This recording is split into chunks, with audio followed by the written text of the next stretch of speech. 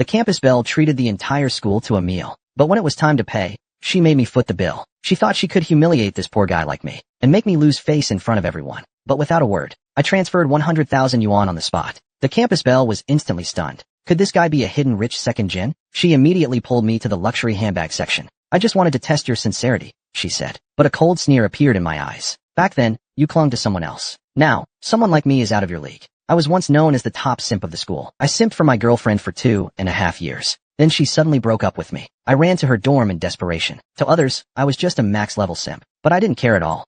I even worked 4 part-time jobs, just to buy her a gift and beg for forgiveness. But her voice pierced my ears like knives. My ex wants to get back together. I think she needs me more. I shouted angrily in frustration. You'd choose a jerk over me?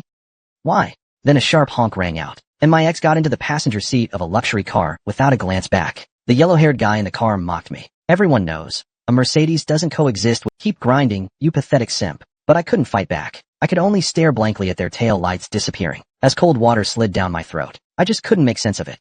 Why must true feelings be trampled? Is it really wrong to be a simp? At that moment, I crushed the water bottle. If I simp hard enough, I won't be a simp anymore. I'll be a king of the seas. Just then, a voice suddenly echoed in my head. Congratulations, host. You've bound the ultimate simp system. I stared blankly at the golden interface that had just appeared. Suddenly, an angry voice snapped at me. At some point, a silver-haired girl in bold clothes stood before me. Are you mentally ill or something? Why are you staring at me? I was about to explain, but her profile info popped up in my vision, leaving me speechless. Just one glance, and her affection toward me dropped 50 points. Then the system chimed in. If you raise this girl's affection above 95 using the simp system, she'll become your simp instead. Before I could react, a black card materialized in my hand. Though the 9 quadrillion on it can only be spent on women, 10% of whatever I spend goes directly into my bank account. I couldn't help but let out a cold laugh. Perfect. Let's use this woman to test the system. But when I invited her for a meal, Su Lele gave me a look of disgust. As the campus belle, she's never short on admirers. Boys who like her could fill 2 soccer fields, so she decided to embarrass me. She raised her phone and declared loudly, I want to treat everyone here to snacks. How about you pay for it? She was waiting to see me humiliated. But just then, her phone rang. Wallet received 100,000 yuan. The room fell silent. Su Lele's eyes widened in shock. This guy who looked like a total simp, how could he possibly fork out 100 grand? She immediately pushed my phone aside. I'll give you my contact info, but only if you come with me somewhere. She grabbed my hand and led me out. But when we arrived at our destination, I realized she just wanted to use me like a walking wallet. But that played right into my hands. After all, I needed to test this simp system anyway. Just as I stepped into the boutique, a familiar figure caught my eye. My ex-girlfriend Lin Shutong. She was flaunting a purse in front of the yellow-haired guy, and when our eyes met, her expression showed a flicker of something indescribable. I lowered my head in sorrow. I had liked her for 2.5 years, but to her, I was just a long-term meal ticket. Then suddenly, Su Lele leaned into my arms on purpose. She glanced flirtatiously at Lin Shutong. At your ex? Looks like I came at the perfect time. I just smiled. You came at the perfect time. Go pick your gift. Su Lele turned and asked the clerk. That spring limited edition bag. Do you still have it in stock? Yes, there's one left. But this lady is currently trying it. Lin Shutong raised an eyebrow. Who is this woman? But she could only try to please Huang Mao. Brother Junkai, my birthday is coming up. Huang Mao paused in confusion. Didn't you just have your birthday? That was my lunar birthday. I also have a solar birthday. Huang Mao frowned. Shutong, you know I don't like materialistic girls. You're not with me for the money, are you? Lin Shutong's face turned pale. Of course I'm with you for the money. At that moment, Su Lele snatched the bag. Sorry, if you're not buying it, then I will. No more words. I just pulled out my black card and paid. That instantly raised Su Lele's affection by 60 points. Seeing that, I was thrilled. At this pace, conquering the heroine won't take long. Only problem, the cashback is way too low. Then I heard the clerk gossiping, and it echoed in Lin Shutong's mind. Why do some people look like rich second-gents, but are so shallow? You really can't judge by appearance. Lin Shutong quietly lowered her head. No one knew what she was thinking. Meanwhile, Su Lele mocked her from the side. Some people really suck at judging others. Then she clung to my arm. Thank you, hubby. You're the best, hubby. At that moment, tears welled up in proud Lin Shutong's eyes. She shoved me away and ran outside. Qinyuan, you're too much. But I sneered inside. Lin Shutong, we've only just begun. Right then, the system voice rang in my ear. Lin Shutong is now target number 2. I smiled at the news. This is getting more and more fun. Su Lele leaned in and said, I did well just now, right? Where are we going next?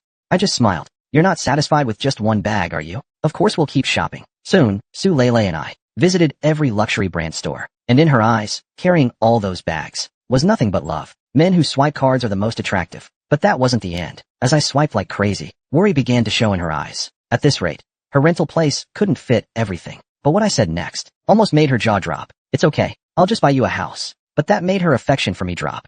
After all, splurging this much on the first meeting, she thought I must have hidden motives. Seeing that, I understood. I must have scared her. After thinking a bit, I stepped up and said, Sulele, junior at the Art Institute. Height, 100, weight, 98 pounds. Capricorn, loves horror movies, afraid of walking alone at night. Actually, I've liked you for a long time. Sulele stood frozen in place. But all of that was just what I read off her profile. Then I turned and told the clerk, charge a 500,000 VIP card. Send all the latest arrivals to her from now on. If you really feel bad about it, offering yourself is also acceptable. Wenyin, Sulele suddenly pushed me away, but her favorability skyrocketed by 30 points. My move instantly won the affection of the clerks. Though this guy looks ordinary, he's so thoughtful towards girls. Totally love it. Then Sulele asked, aren't you buying anything for yourself? I scratched my head. I don't have money. After all, with this simp system I can't spend a cent on myself. But the next second, Sulele grabbed my hand. Then it's my turn to give you a gift. With her moves, I was soon dressed head to toe in name brands I'd never worn. A completely new me emerged. Her favorability rose again.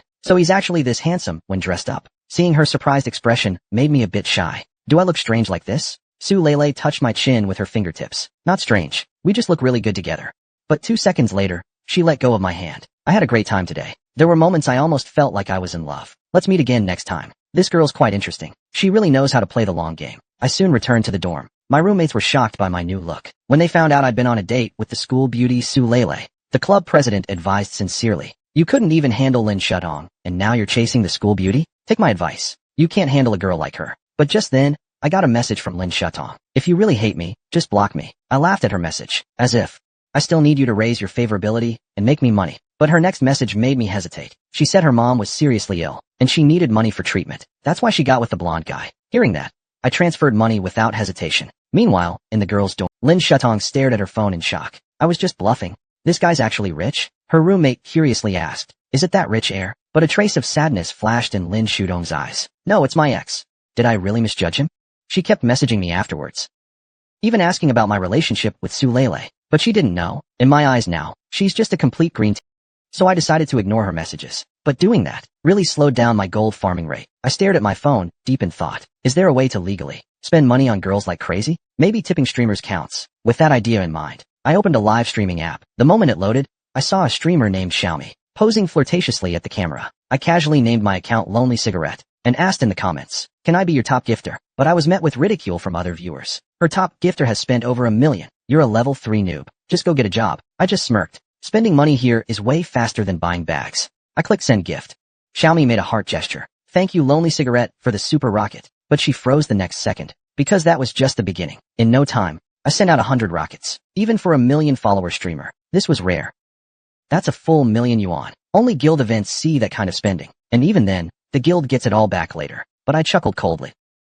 If I'm gonna flex, I'll flex big. Soon, across the entire platform, in every live room, rockets filled the public chat. Meanwhile, in a skyscraper somewhere, came a startled shout. Boss is doing big things now. Some unknown rich guy just tipped 10 million on Xiaomi's stream. Wen Yin spat out a mouthful of water. Are you sure that wasn't our sugar daddy? Meanwhile, in the streamer's lounge, several female streamers were burning with envy. That top-tier sugar daddy tipped several of us at random. My DMs exploded immediately. Countless female streamers are asking to meet offline. Only Xiaomi was still immersed in joy, even wondering if she was dreaming, until the platform manager held up a sign. The boss said she must win over Lonely Cigarette. Hearing this, Xiaomi gave a sly smile. How could she possibly give up a sugar daddy like that? She blew a kiss at the screen right away. Thank you, Lonely Cigarette bro. I'll be ending my stream in 5 minutes. Let me reply to your message. But by then, I was already fast asleep. Until the next morning, a loud commotion in the dorm woke me up. Someone tipped 10 million yesterday. It went straight, but I was confused. I tipped Xiaomi that much. Why didn't it show we were bound? Puzzled, I opened the streaming app. A flood of DMs nearly crashed. My outdated phone, my Lonely Cigarette account, suddenly gained tens of thousands of followers. Even more shocking, those 3 messy roommates of mine suddenly started grooming themselves. Are you 3 rushing to blind dates? It's a public lecture day. We get to admire guys. Wen Yin, that stunning figure, instantly came to my mind. Zhao Yuqi is an outstanding, perhaps overly outstanding, girl. Her family background is something others can't even imagine. In the minds of many boys, she's even more dazzling than celebrities. The layers of halo surrounding her are enough to make anyone feel inferior. But that's exactly what I want. Because when guys chase, it means more money back. But behind me were 2 girls, whispering criticisms. Chen Yuan's dressed up so handsomely today. Is he dressing up just for you? Wen Yin, Lin Shudong's face flushed with fire. Probably right. I just looked annoyed. Attractive faces are all the same. But what I really care about now How do I get bound to Zhao Yuqi? But just then, a voice suddenly caught my attention. I saw a student with 2 lackeys walk up to Zhao Yuqi. Mind if I add you as a friend? But the next second, a hand yanked his collar. It was Wu Xiaofei grabbing Zhao Yuqi. He held a pen in one hand and said, "Brat, are you looking to die?" The guy panicked and stammered, misunderstanding. I just wanted to join the student council and ask Senior for advice. That's when I stepped in behind them. Senior, I want to add you too. Seriously? Compared to Wu Xiaofei's scolding, Zhao Yuqi actually blushed a little. The guy in front of her didn't seem timid at all. Wu Xiaofei sneered and said, "You're a bit better looking. You trying to join the student council too?" But I just shook my head. I'm not interested in that. Then why do you want her contact? I smiled. Isn't it obvious? I want to pursue her. That line instantly drew laughter and ridicule from everyone. This guy's doomed. But to everyone's surprise, sure, I'll scan your code. The classroom fell silent. Why would the aloof goddess suddenly be so warm to a nobody like him? But what they didn't know, Zhao Yuqi has met all kinds of guys trying to flirt with her since childhood. Maybe her aura is just too dazzling. Most guys feel insecure around her. But this classmate directly expressed his feelings. You're really a special one. Zhao Yuqi looked at the phone and smiled sweetly. Meanwhile, Lin Shudong looked extremely upset. He knew he had to take action. As soon as class ended, my roommates surrounded me. UNZ, you were amazing today. You actually got Zhao Yuqi's contact info. Could you introduce her girlfriends to us? I curled my lips.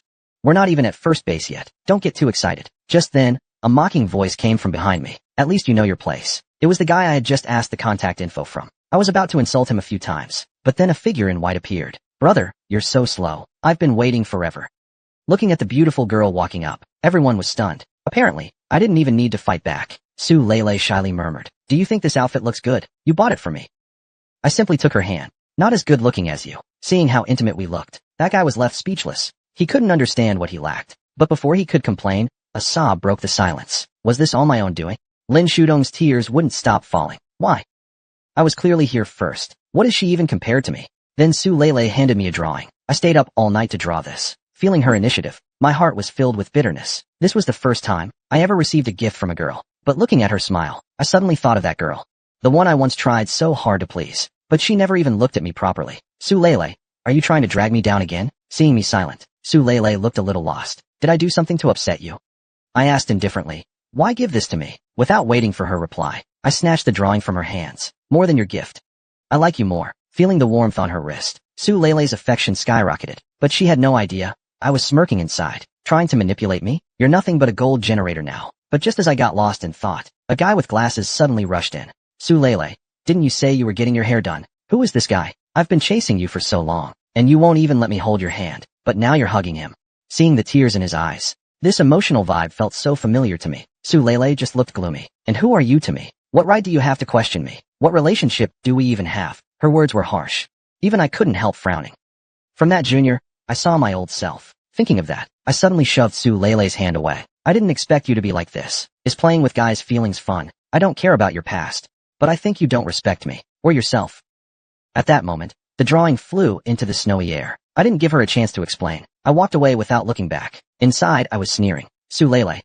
Let's see how you handle this reverse trap now. By this point, Su Lele was already in tears. She had thought I was just another rich kid, that I was only playing with her. But she didn't expect. I had truly fallen for her. Su Lele, how will you handle this tactic of playing hard to get now? At this moment, Su Lele was already crying uncontrollably. She had thought I was like the other rich kids, just toying with her for fun. But she never expected that I genuinely liked her. He thought he could play hard to get, making me fall hopelessly for him. But who'd have guessed I'd flip out on the spot? In that moment, Su Lele felt a sharp pang in her heart. Her tears told her she'd already fallen for this man. Just from our first meeting, I tipped a streamer 1,000 rockets, thinking that'd score me an offline meetup. But she brushed me off, saying her schedule was full. She thought her player tactics would keep me on a leash. But the next second, I dropped 10 million on the streamer she was battling. Sorry. Your little pond's too small to hold a shark like me. But before all this, I was just my ex-girlfriend's pathetic simp. She dumped me, without hesitation, to ride in some rich guy's fancy car. Right when I was about to give up and become a total loser, a sudden system panel popped up, changing everything. I was granted 90 million in simp funds. Spending on specific girls would earn me cashback. And if a girl's affection for me hit 95, she'd become my loyal simp. Seeing this, a wicked plan sparked in my mind. Meanwhile, rich heiress Zhao Yuqi, just for fun, started her live stream. But soon, she was linked up with a 1 million follower streamer. I was ready to watch the drama unfold, only to realize the other streamer was Xiaomi, who'd just rejected me. She smirked at the newbie streamer with fake innocence. Little sis, just surrender. I've got a tycoon like Lonely Yin backing me. I wasn't fazed. Soon, rockets flooded the chat. Seeing this, Xiaomi batted her eyes. Yin bro's here. Thanks Yin bro. But the next second, she froze. The rockets weren't flooding her stream. They were for the newbie across from her. In just 2.5 seconds, I sent Zhao Yuqi 1,000 rockets. Zhao Yuqi's eyes widened. Sure, she was a wealthy heiress, but 10 million in one go still blew her mind. Xiaomi gritted her teeth in frustration. It wasn't for me. As she spiraled, her staff held up a sign, urging her to explain to the boss. With no choice, Xiaomi waved to her viewers and hurriedly shut down her stream. Watching this, I let out a cold laugh. Tipping you is me doing you a favor. A two-faced streamer thinks she can play me? I turned to Zhao Yuqi's stream. Miss Zhao, I've gone all in.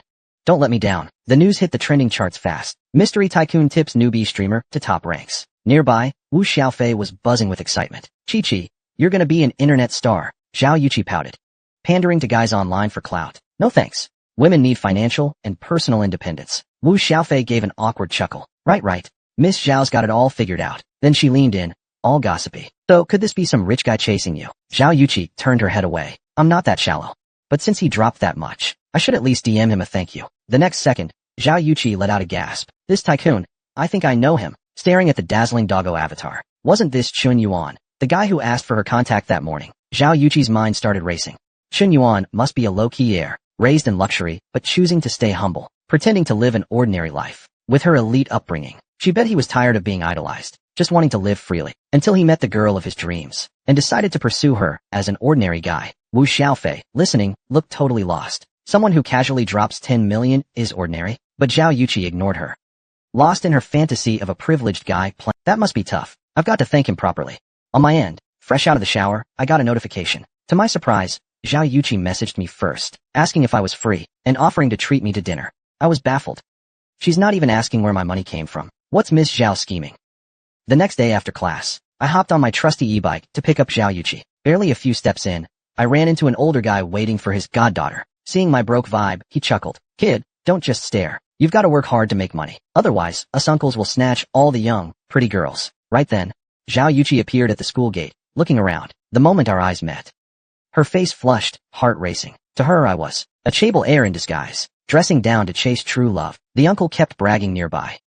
Young man, when you can afford a car like mine, you'll land a girl that gorgeous. But before he could finish flexing, Zhao Yuqi hopped on my bike's back seat, and we sped. The uncle collapsed, doubting his life. What's the point of all my money? On the back seat, Zhao Yuqi's heart was fluttering. She never lacked suitors, but this was her dream romance, as she daydreamed. I pulled up to the lobster joint we'd agreed on. We ordered 10 pounds of spicy crawfish. I started wiping down the table for Zhao Yuqi. That small gesture, to her, was peak gentlemanly. So poised, just the right balance. Not overly eager, nor too clearly raised with strict manners. But the next second, I dove into the crawfish, chowing down. To Zhao Yuqi, that was even more charming. So rich, yet eating street food with me? He must want me to feel at ease. Chun Yuan, you're such a gentle gem. While I was happily munching, the system pinged. Zhao Yuqi's affection for me spiked. My lady, what are you imagining now? Before I could think more, Zhao Yuqi handed me a peeled crawfish. Blushing slightly, she said, Chun Yuan, thank you. Let me peel some for you. Her gesture left me stunned. I used to dream of moments like this. As I opened my mouth for the crawfish, my ex walked in with her yellow-haired boyfriend. Lin Shudong's eyes widened at the sight. Am I dreaming? Zhao Yuqi's peeling crawfish for Chun Yuan. Then doubt crept into her mind. When did Chun Yuan get this smooth? First Su Lele, now Zhao Yuqi. To avoid awkwardness, Lin Shutong turned to Yellow Hair. Junkai, let's eat somewhere else. It's too crowded here. But Yellow Hair pulled her close. Scared of running into someone you know? I love eating where it's packed.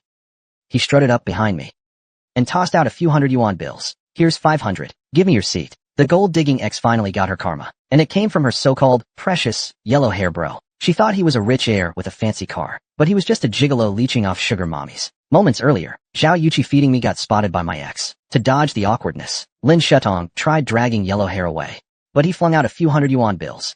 Here's 500. Give me your seat. Seeing I didn't budge, Yellow Hair tossed out 1,000. That enough now? You pathetic simp, get lost. His stunt pushed Zhao Yuqi over the edge. What the hell? Who's this clown? Ruining my perfect date? Thinking back on how she used to mock me, Lin Shutong broke down sobbing. Meanwhile, as I was about to shower, I noticed I'd grown 8-pack abs. Just a small system boost. And my body's already perfect. Wonder who'll get to enjoy this later. But then, Su Lele called me out of nowhere. Is she scheming some new way to mess with my head?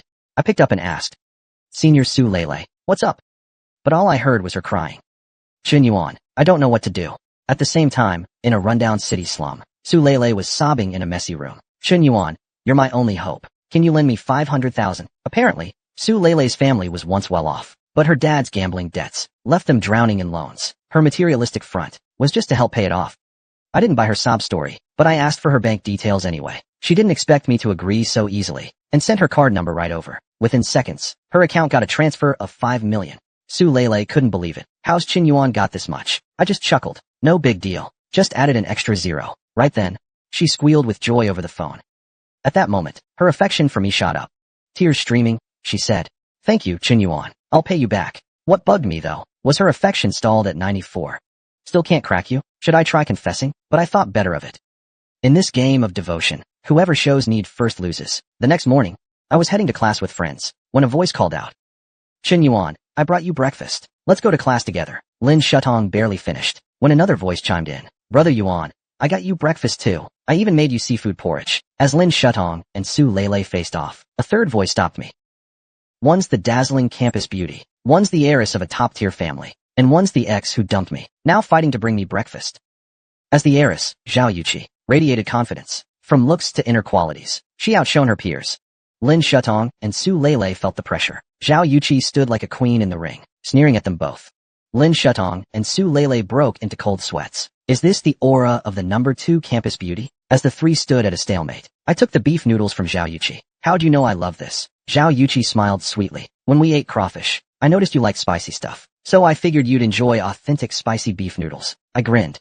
Been a while since someone cared like this. Thanks, Chi-Chi. But inside I thought, classic Zhao Yuqi. So sharp and subtle, stealing the spotlight effortlessly. Zhao Yuqi looked smug. Bringing breakfast means knowing what someone actually likes, unlike some who just fake it. Su Leilei and Lin Shutong stood like defeated hens, fuming helplessly. They never expected Zhao Yuqi's small move to hit them so hard. Just then, Zhao Yuqi pulled out a gift while I was on my 5th bowl of fried rice. "Chin Yuan, your phone. This is the latest iQOO Pro Max, just released this year. It's for you." The scene left my 3 roommates dumbfounded. Countless simps always showered Zhao Yuqi with gifts, but this was the first time they saw her personally give a guy one. It hit them harder than losing their own dad. Lin Shutong and Su Leilei nearby were equally shocked. That top-spec iQOO phone cost tens of thousands, yet Zhao Yuqi just casually handed it over. It was like she dropped a nuke on both of them, knocking them out cold in one blow. I gave an awkward smile. Such an expensive gift, isn't that too much? Zhao Yuqi blinked playfully. No amount's too much for someone I like. Seeing me chat and laugh with Zhao Yuqi, Lin Shutong and Su Leilei felt a mix of bitter emotions. Their quest to win me back was looking rough. Class time flew by. Lin Shutong trudged back to the dorm, totally down. If it was just Su Leilei, she was confident she could win me back. But now Zhao Yuqi was in the mix, and with her status, Lin didn't stand a chance. As Lin Shutong's mind spiraled, Su Leilei appeared behind her. "Let's find a spot to talk." Lin Shutong's eyes narrowed. "We've got nothing to discuss. It's all your fault. You vixen, stealing my Chin Yuan." Su Leilei just smirked. "How about we team up?" Lin Shutong looked confused. "Team up? For what?" "To take down our common enemy, Zhao Yuqi, obviously. If they get serious, you think we'd have a shot?" She gave me the latest iQOO phone, so I turned around and bought the campus. Thought that'd seal the deal easy, but her affection for me stayed stuck at 40. No surprise from the school's top goddess. She knows a real hunter always poses as the prey. Too bad she met me. Back on campus, I held the iQOO phone, lost in thought. Just 3 meetings with Zhao Yuqi, and she casually gifted me such an expensive phone. Without the system's alerts, I'd think the campus queen was head over heels for me. Now, I had to come up with a new plan to win Zhao Yuqi over. As I was lost in my schemes, my phone pinged with a message. It was Xiaomi, the streamer I'd tipped $1 million to before. She thought her player tricks would keep me hooked. But I flipped the script, dropping $10 million on her rival. That got her chewed out by her agency boss for 3 days straight. They gave her an ultimatum: drain my wallet or else. Now Xiaomi sent an apology. "Yin bro, that meetup you mentioned isn't off the table. I'm just a teensy bit shy." I scoffed at the message. This is her idea of groveling? Not even a few spicy pics. Does she think I'm a total sucker? I was about to demand some hot photos, when another message popped up. The sender claimed to be Xiaomi's top donor, Dragon Emperor. He invited me to join their Yellow Earth Empire group chat. I got hyped reading it. Is this the legendary whale chat for streamers' sugar daddies? I've been dying to check it out. As I joined the group, the big spenders inside welcomed me warmly. I played along, trading some humble brags. It's just pocket change. We're all here for fun. Right then, a guy named Breezy Vibes messaged me. "Boss Yan, you're loaded. I've got a deal for you. Think you could help a brother out?" I knew his game. He was just testing if I was legit, or some guild shill. I shot back. "No big favors, but I can lend a hand. Add me and DM." Soon, Breezy Vibes hit me up, saying he had a villa to offload, and asked if I was interested. When I saw the address, I nearly dropped my phone. Jiangkou District's a notorious rich zone. A villa there's gotta be tens of millions at least. Back in the day, I'd have to grind since the Stone Age to afford it. But now, with the simp system, I'm unstoppable. So I agreed without a second thought, saying I'd check it out tomorrow. Meanwhile, in a Jiangkou villa, a bald guy was freaking out. Holy crap, this kid's actually buying? Did we misjudge him? The Dragon Emperor nearby stayed cool. Chill, Baldy. Real money or fake? We'll see soon enough. Moments later, Breezy Vibes sent me the villa's address. Seeing the details, a new plan hit me. If I gift this villa to Zhao Yuqi, how high would her affection shoot up? Because her parents owed 500,000, Su Lele was ready to sell herself to me. She thought her life was over, but I wired her 5 million on the spot. Su Lele, who'd never seen that much cash, was moved to tears. He really still cares about me. But the next day, I dropped 100 million on a mansion for a woman I barely knew. To win back her beloved man, Su Lele teamed up with my ex, forming an Avengers-style alliance to snatch me back from Zhao Yuqi's clutches. On the flip side, to conquer Zhao Yuqi, I decided to gift her a mansion to skyrocket her affection for me. You'll see soon enough. At the gates of a lavish villa, a bald guy and his female assistant were waiting. Spotting me, she waved. So this is the legendary Boss Yan? What an honor to meet you. But inside, she was thinking, this kid looks so ordinary, but his companions got serious class. Is he some media mogul's heir or something? I grinned. No need for formalities. Let's get to business. The bald guy didn't waste words. He extended a hand to introduce himself. Li Renhong, pleasure. Cash flow's tight lately, so I'm reluctantly selling this villa. He led me and Zhao Yuqi inside, starting the tour. The villa's 500 square meters, with 2,000 square meters of usable space, designed by a famous British architect. Fully furnished with custom. Baldy stepped onto the balcony. Look at this, prime views, top-notch feng shui. If I wasn't strapped for cash, I'd be buried here myself. Zhao Yuqi was floored, hearing the pitch. She knew a place like this cost tens of millions. Sure, she was a rich heiress, but dropping that kind of cash on a villa, even she'd hesitate. I just shrugged.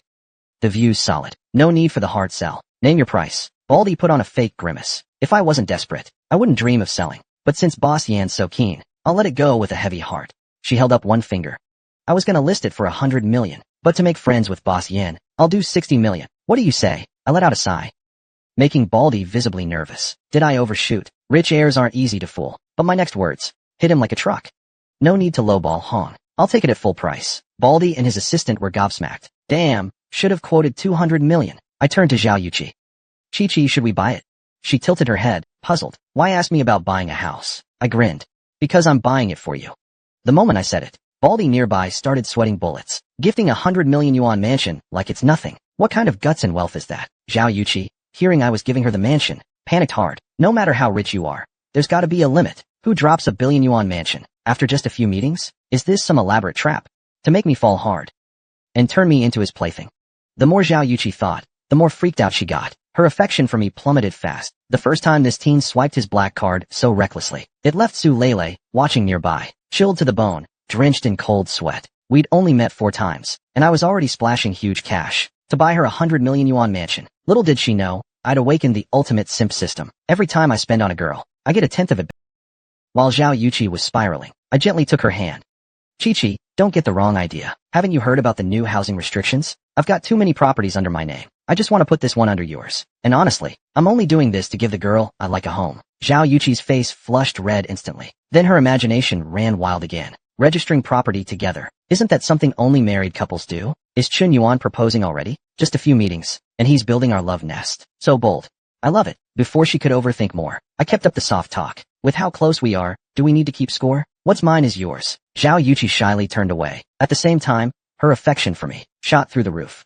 In just seconds, Zhao Yuqi's affection for me hit 90. With my Oscar-worthy sweet talk, I deserve a golden statue. Meanwhile, the assistant nudged Baldy. Boss, look how generous he is. When are you gifting me a place? Baldy broke out in a cold sweat. Once upon a time, he dreamed of flexing like that, to impress a girl. But he couldn't afford her. Moments later, I swiped my black card for a 10 million deposit. The rest would come once Baldy sorted the paperwork. Baldy waved happily, promising to get it done. With that settled, Zhao Yuqi and I hopped into a taxi back to school. The assistant watched, green with envy. With Boss Yan's wealth, he's taking a taxi? So frugal. Wonder if he needs a secretary. On the way back, I was buzzing with Zhao Yuqi's just 5 points shy of becoming my loyal simp. Thinking about the 10 million cashback, I was over the moon. Zhao Yuqi, beside me, was lost in her own fantasies. To her, my next move was obvious. A confession, then a proposal. Chun Yuan's so sweet and thoughtful. He'll be an amazing husband and dad, right? What should we name our kids? If he gets dementia when he's old, Will he forget us? Just as Zhao Yuqi was romancing herself silly, the taxi pulled up to the school gates. I nudged her. We're here. Time to get off. Zhao Yuqi looked stunned. You're not getting off? I waved it off. Got plans to game at the net cafe with my roommates. You head back. With that, I zoomed off in the taxi, leaving Zhao Yuqi standing there, totally thrown. She was dumbfounded. That's it.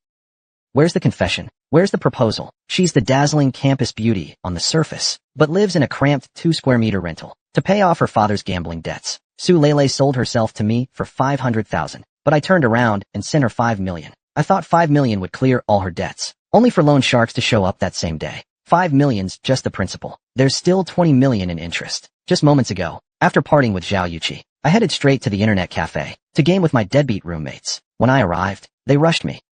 UNZ, what took you so long? Get online and carry us. Old Joe's reverse Q prints was straight up trash. I waved them off confidently. Chill, your daddy's booting up now. Watch my Mangzi dominate. I went to the front desk to get a PC and lead my boys to victory. But the cashier, it was Su Lele, of all people. With her situation, why is she working in a grimy place like this? Su Lele was just as shocked to see me. She explained the cafe's owned by her dad. To thank me for clearing her debts, she offered me a lifetime membership.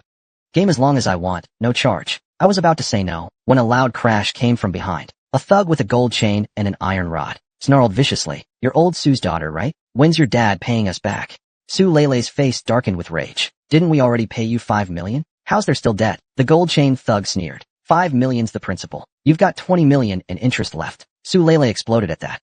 Borrowed 1 million, paid back 5. Where's this 20 million coming from? He was surprised to see the door opened, along with Qingmei. Why are you at Shen Yueming's house? I live here. What? You two are living together? Well, you could say that. Yuan Chudai became visibly upset. She turned away and stormed off. Just then, Xian Yuanming was returning. She pointed at him and said, Stop right there. I need to talk to you. Xian Yuanming stopped and told her to speak quickly. What Yuan Chudai wanted to say was, she also wanted to become a dancer. That way, she could protect the Yuan family. Since you defeated Qin Zhao, your skills must be pretty good. Teach me. Xian Yuanming shook his head and replied, No time. That made Yuan Chudai furious. Xian Yuanming, how can you be so rude? Don't you know Qin Zhao's master is coming? You're about to die. How can you still be so arrogant? Qin Zhao's master, Master Fan, is 100 times stronger than you. Xian Yuanming turned and said, Then go find that Master Fan and ask him to teach you. Why come bother me? That made Yuan Chudai even angrier. Xian Yuanming, you're despicable, shameless. I hate you. I really hate you. I'm going to Master Fan right now to become his disciple. I'll make you regret this forever. Moments later, at a coastal area, President Yang was preparing to welcome Master Fan. But they had been waiting for 2 hours. There was still no sign of Master Fan. His assistant was growing anxious. President Yang reassured him. Masters have busy lives. Perhaps something came up. As the Martial Arts Association, we must show sincerity. We wait. Just then, someone began walking across the water. His aura was overwhelming. That must be Master Fan. President Yang's assistant had never seen such a thing. He was walking on water, truly worthy of being called a master. The grace of a true master, absolutely peerless. Even Yuan Chudai was stunned by what she saw. This is a true expert. Walking across the surface of the sea, that's something you only see in movies. Yet here it is, happening in real life. Master Fan is so much more powerful than Xian Yuanming. If I could become Master Fan's student, no one would dare. Master Fan stepped onto the shore. Everyone immediately greeted him. We greet you, Master Fan. President Yang. You should already know why I've come. President Yang quickly responded. Yes, I understand. Xian Yuanming killed your disciple, Qin Zhao. You've come to kill Xian Yuanming. The Qingzhou Martial Arts Association will fully support you. Xian Yuanming has caused too much trouble. Let's see whether he dies at Senior Gosheng's hands, or Master Fan's first. While they were still welcoming Master Fan, he told President Yang to bring Xian Yuanming over. I'll give him one chance. Become my disciple, and I'll spare his life. President Yang was stunned. Master Fan, you're not going to kill him, whether he dies or not. Depends on whether he knows his place. I spent so much time cultivating a promising vessel for my lord. We were just waiting for the lord's downfall. To seize his body. To reign invincible over the world. But then someone killed him. Finding another candidate might take forever again. This Xian Yuanming, I hear, is also quite young. If he could kill Qin Zhao, then his talent is at least on par with Qin Zhao. Perhaps he is fit to become the new top master. At that moment, Yuan Chudai stepped forward. Grandmaster Fan, I know Xian Yuanming. How about I go find him on your behalf? And persuade him to become your disciple. Seeing that he didn't recognize her, Yuan Chudai quickly introduced herself. I'm Yuan Chudai from the Yuan family. The Yuan family is willing to serve Grandmaster Fan loyally. Grandmaster Fan then entrusted the task to Yuan Chudai. I quite admire her as well. I don't wish to stifle a young talent. so I'll give her a chance. Yuan Shudai was moved to hear that. Grandmaster Fan truly lives up to his name. Such tolerance is rare. But I have another request to ask of you, Grandmaster. Grandmaster Fan said, no harm in asking. Suddenly, Yuan Shudai knelt before him. I wish to become your disciple. I know this is a bold request, but I'm sincere in wanting to learn. No matter the cost. I'm willing to pay it. Please take me as your student. Grandmaster Fan found this interesting. Your sincerity has somewhat moved me. Yuan Shudai saw a glimmer of hope. Lianmeng said, I know I've started learning martial arts late, but I'll put in 10 times more effort than anyone else. Please grant me this chance, Grandmaster. Sigh. After Qin Zhao's death, I was hit very hard. I wasn't planning to take on another student, but since you are so sincere, I'll make an exception and accept you. That made Yuan Shudai extremely happy. Lianmeng thanked Grandmaster Fan. Chairman Yang, standing by, reminded Yuan Shudai, shouldn't you change the way you address him? I, Yuan Shudai, greet you, Master Shudai. Go find Xian Yuanming next. If you succeed in this task, you'll be well rewarded. Yes, Master. I will make sure to complete this task. Meanwhile, in the Wang family, one of the 12 noble clans, the man seated in the center was the family head. Wang Yueban has been missing for a long time now. Kong Shitong of the Kong family has already returned safely. It seems Yueban died in the ruins. The scar-faced man beside him said, Kong Shitong may have returned, but he didn't obtain the... Otherwise the Kong family wouldn't be so low-key. According to Kong Shitong, Wang Yueban was killed in the ruins by an invasion of evil forces. But I don't really believe that story. The Wang family had agreed. Kong Shitong definitely didn't tell us the truth. You need to find a way to learn what really happened in the ruins. The scar-faced man explained, from my investigation, only a few people survived from that site. 2 of them are Xian Yuanming and Yo Ben. They're from Qingzhou. I'll go there myself to find out more. Good. Go as soon as you can. The 10-year Southern Sea Martial Conference of the 12 clans is approaching. Whether our Wang family rises further depends on this. The next day, at Xian Yuanming's villa, just as he stepped out, Yuan Shudai came to find him. Xian Yuanming, I've brought you incredible news. Xian Yuanming wasn't... He turned and walked away. Yuan Shudai quickly blocked his path. I'm not lying. This really is great news. Just hear me out. I promise you'll be excited. Grandmaster Fan has arrived in Qingzhou. He originally came to kill you, but his temperament is extraordinary. He said if you become his disciple, he won't pursue your killing of Qin Zhao. Xian Yuanming immediately called him an idiot after hearing that. Yuan Shudi found Xian Yuanming, trying to persuade him to take Master Fan as his teacher. Xian Yuanming called him an idiot. But Yuan Shudi didn't hear clearly. Xian Yuanming pointed behind him and said, look over there. Yuan Shudi glanced that way. Nothing was there. He turned to complain to Xian Yuanming, only to find him gone. This made Yuan Shudi angry. Xian Yuanming, I brought you incredible news. Are you a fool? Yuan Shudi returned to the Martial Arts Association. He told Master Fan what happened. Master Fan was furious. Xian Yuanming is so ungrateful. President Yang, go on my behalf to issue a challenge to Xian Yuanming. I'll challenge him at the Martial Arts Association, and then I'll personally sever his tendons, arms and legs. President Yang assured Master Fan, I'll handle it perfectly. On Xian Yuanming's side, he was eating at Su Yingying's house. Su Yingying thanked him profusely. Thanks to Brother Xian, my mother's illness is completely cured, and I've become a martial artist. I can protect her now. Aren't I awesome? Xian Yuanming simply said, not bad. Su Yingying was speechless. Brother Xian, why don't you ever smile? Always the same expression. I'll make you smile at me someday. Someone knocked urgently at the door. Su Yingying went to answer it. It was President Yang. Su Yingying didn't know him. President Yang explained, I'm here for Xian Yuanming. One of them stormed inside. Holding a letter, he said, Xian Yuanming, on behalf of Master Fan, I issue you a challenge. 2 days from now, Master Fan will personally crush you. Xian Yuanming didn't care. He only wondered how... Another person arrogantly said, Kid, finding someone is easy for our Martial Arts Association. The master gives you face, and you don't kneel? Then take the challenge, and go to your death in 2 days. Xian Yuanming stood up, refused the challenge, giving them a chance to live. Get out. President Yang spoke with a threatening tone. Xian Yuanming, Master Fan has issued the challenge, meaning, you have to accept it, like it or not. Xian Yuanming was in a good mood, gave them another chance. Get out, don't disturb my meal. Xian Yuanming snatched the letter, tore it to shreds. President Yang instructed his men.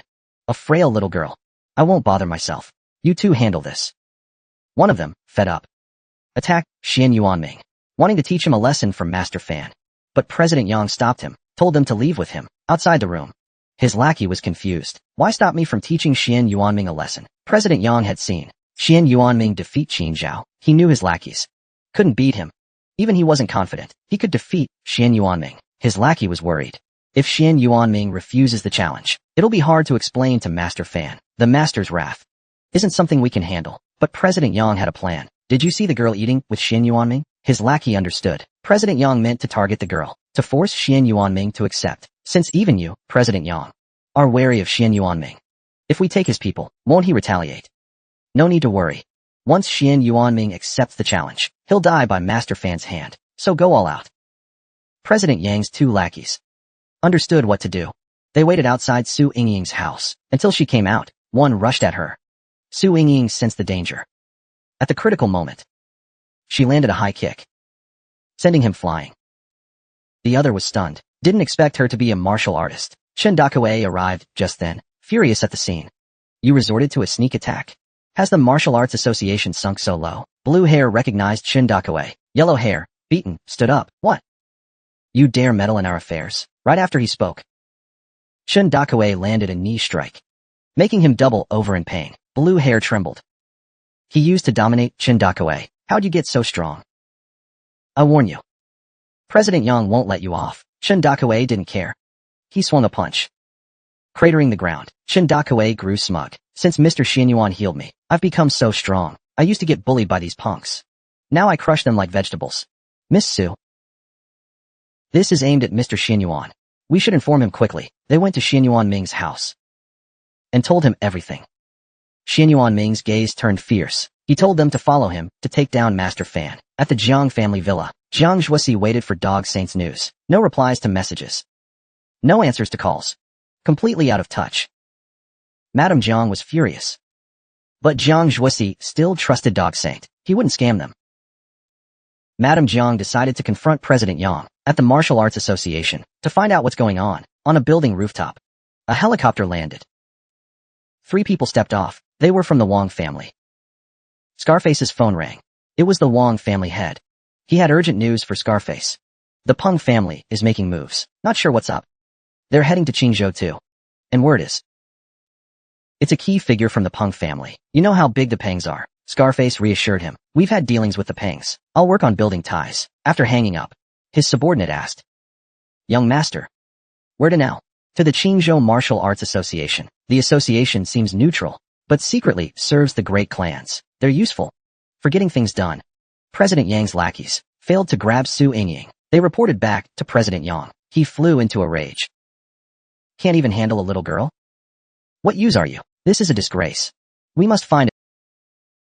To force Xian Yuanming's hand, President Yang devised a new plan to ensure the challenge is accepted. He's utterly disgracing our martial arts association. Fan Zhongshe was slightly angered by this. President Yang quickly calmed Fan Zhongshe down. He decided to personally confront Xian Yuanming. Suddenly, someone rushed in frantically.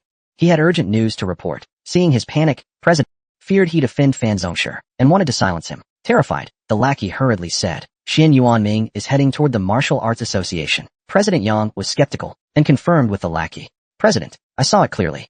In a few minutes, Xian Yuanming will be here. This kid knows his place. He's probably coming to apologize to me, the Grandmaster. I'll wait for him right here. But even if he kneels and begs for forgiveness, I won't let him off easily. Hearing this news, Yuan Chudai planned to plead for Xian Yuanming when he arrived to spare him from death before her master. At that moment, Madame Jiang arrived with her son at the Martial Arts Association, angrily declaring, President Yang, there's a problem with that Go Sheng you recommended. President Yang rushed forward, urging Madame Jiang to keep quiet and not disturb Fan Zhongshe. Madame Jiang looked puzzled. Who's Fan Zhongshe? President Yang led Madame Jiang to Fan Zhongshe and introduced her. This is Madame Jiang. Fan Zhongshe recalled he had once met Madame Jiang's husband and greatly admired him. Hearing Fan Zhongshe knew his father, Jiang Zhuosi eagerly asked Fan Zhongshe if he knew where his father was and when he'd return. Before Fan Zhongshe could respond, Madame Jiang stopped him. Zhuosi, don't ask. Your father will return when the time comes. Fan Zhongshe was puzzled.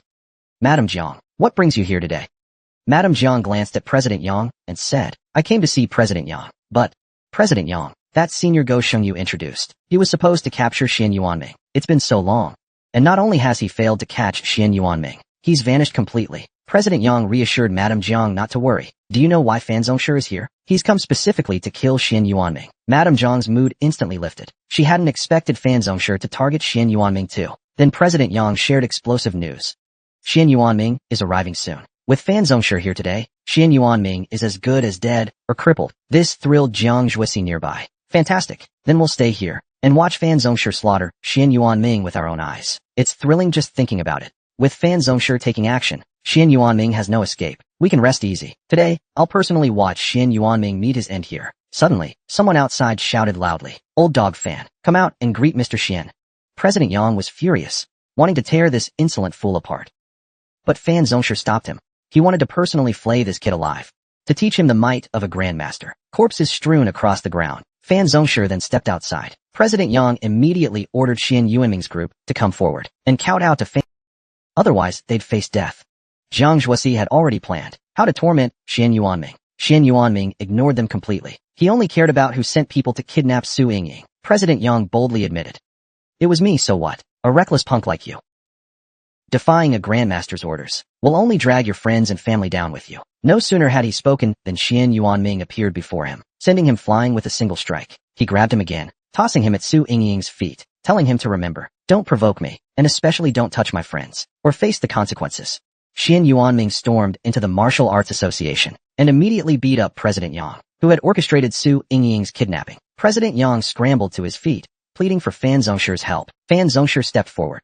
"Kid, you dare harm someone in my presence. Aren't you too arrogant?" Seeing Fan Zhongshe back him up, President Yang mocked Xian Yuanming relentlessly. "In front of Fan Zhongshe, you're nothing. You think this so-called Fan Zhongshe can protect you?" But President Yang genuinely believed, with Fan Zhongshe's support, he had no reason to fear Xian Yuanming. He kept hurling insults at Xian Yuanming. "With Fan Zhongshe here, you have no chance to resist." Xian Yuanming smirked. He planned to teach President Yang a lethal lesson, to show him how worthless Fan Zhongshe was before Xian Yuanming. Meanwhile, Fan Zhongshe was sizing up Xian Yuanming. "This physique is impressive, far superior to Qin Zhao's. If the master obtains this cauldron, it'd be like adding wings to a tiger. Looks like I must act." Fan Zhongshe was about to strike, but Yuan Chudai called out to him, "Master, I boldly request that you spare Xian Yuanming's life." Fan Zhongshe was puzzled. "Chudai, why plead for Xian Yuanming?" "Master, you may not know, Xian Yuanming once helped my Yuan family. I don't want to owe him. That's why I dare to plead. For Yuan Chudai's sake." Fan Zhongshe decided to give Xian Yuanming a chance. "Kneel before me, submit to this grandmaster, follow me back, and seclude yourself for 3 years. Then I'll spare you. How about it?" Xian Yuanming scratched his ear, sneering disdainfully. "Who do you think you are?" Yuan Chudai was angered. "Xian Yuanming, I went to great lengths to beg master for this chance for you. Don't be so stubborn. Quick, kneel and apologize to master." Xian Yuanming was exasperated. "Yuan Chudai, you're just a clown." Furious, Yuan Chudai snapped, "Xian Yuanming, you're such a disappointment. Standing before you is a grandmaster. The might of a grandmaster shakes the heavens and earth. What right do you have to be so arrogant?" Xian Yuanming ignored her completely. He threw Yuan Chudai's words right back at Fan Zhongshe. If Fan Zhongshe kneels and apologizes to Xian Yuanming with a he might only cripple him. Madame Zhang nearby was thrilled. The more arrogant Xian Yuanming was, the more it'd enrage Fan Zhongshe. "Let's watch him die." Yuan Chudai still wanted to step forward, to reason with Xian Yuanming, but Xian Yuanming slapped her, knocking her to the ground. She could only lament silently. "I was trying to help you." Fan Zhongshe lost his patience, and prepared to personally subdue Xian Yuanming. President Yang nearby started jeering. "Xian Yuanming, once you're defeated by Master Fan, President Wen will stomp on your head to humiliate you." He still wanted to keep shouting, but was stopped by Master Fan. He was about to take action against Xian Yuanming. He raised his fist and launched an attack at Xian Yuanming. Xian Yuanming didn't panic at all. He raised 2 fingers and blocked the full-force blow. Xian Yuanming looked slightly disappointed. "So this is your strength? Too weak.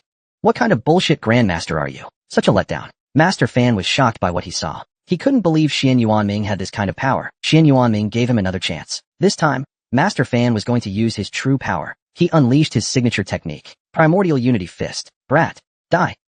Xian Yuanming still stood in place, not even dodging. President Yang was amazed by Master Fan's technique. Even Zhang Zhuoxi on the side was very excited watching. He didn't expect this move from Master Fan would even cause his fist to ignite in flames. "I don't believe Xian Yuanming can block this punch." Yuan Chudai, watching from a distance, was still worried. She didn't want Xian Yuanming to die. She didn't want him to be killed by Master Fan. Suddenly, Xian Yuanming launched an attack at Master Fan. The two of them exchanged, but Master Fan's punch was full of dramatic effects. It looked incredibly powerful. Xian Yuanming's punch was as ordinary as could be. Just how strong is this man? He blocked the Grandmaster's strike with a single finger, but the Grandmaster refused to accept it. He used his strongest move again, Primordial Unity Fist. Xian Yuanming didn't take him seriously at all. He punched back and sent Master Fan flying straight away. "What the hell? What's going on?" Everyone was dumbfounded. They couldn't believe it. "Mom, am I seeing things? Was that Master Fan who got sent flying? At this moment, Master Fan slowly stood up, unable to comprehend how he could lose to this kid. I'm a dignified Grandmaster. Xian Yuanming clapped his hands and said casually, in front of me. A Grandmaster isn't even worth a fart. Chen Dakue laughed loudly on the side. He flattered Xian Yuanming like crazy. Mr. Xian, you're amazing. Master Fan. He's just an old mutt. Yuan Chudai couldn't believe it either. My master is a Grandmaster. How could he lose? Lady Jiang and her son were now extremely anxious, not knowing what to do. Suddenly, Go Sheng walked in. Zhang Zhuoxi saw hope. Yin Meng ran over. Senior Go Sheng, you're finally here. Xian Yuanming is right here. Please take action now. Finish him off. Xian Yuanming, hearing that, was speechless. He's actually sending his dog to bite me? This guy must be stupid. Then President Yang rushed to Go Sheng's side. He asked him to kill Xian Yuanming. If you do, our martial arts association will surely reward you handsomely. We'll erect a monument in your honor. At this moment, President Yang was thinking, Senior Go Sheng is mysterious and unfathomable. He must have Grandmaster level strength. He seems so relaxed right now. His strength should be above Master Fan's. He'll definitely be able to kill Xian Yuanming. Zhang Zhuoxi was getting impatient. He urged Go Sheng to take down Xian Yuanming quickly. Our Jiang family is willing to fund your martial pursuits. Suddenly, Go Sheng slapped him across the face. Lady Jiang quickly rushed over to check on her son. Zhang Zhuoxi was confused. Senior, why did you hit me? At that moment, Go Sheng walked behind Xian Yuanming and said, Master, I'm late. These trash didn't even need you to deal with them. I could have finished. Madame Jiang and her son were confused, their faces full of question marks. Chairman Yang also lost his earlier confidence, worried about his own safety. Go Sheng loosened up his joints and slowly walked toward them, preparing to finish off those who had offended Xian Yuanming. Just as he was about to act, the Wang family's people arrived. They called out to Go Sheng. Chairman Yang recognized them as members of the Wang family and immediately saw a lifeline. Even Grandmaster Fan was surprised. It was actually someone from one of the 12 noble clans. Chairman Yang then knelt before young Master Wang, begging him to remember the martial arts loyalty to the Wang family. He pleaded for him to eliminate Xian Yuanming today. Indeed, young Master Wang, I am Grandmaster Fan. I once served the Wang family. Please kill this villain.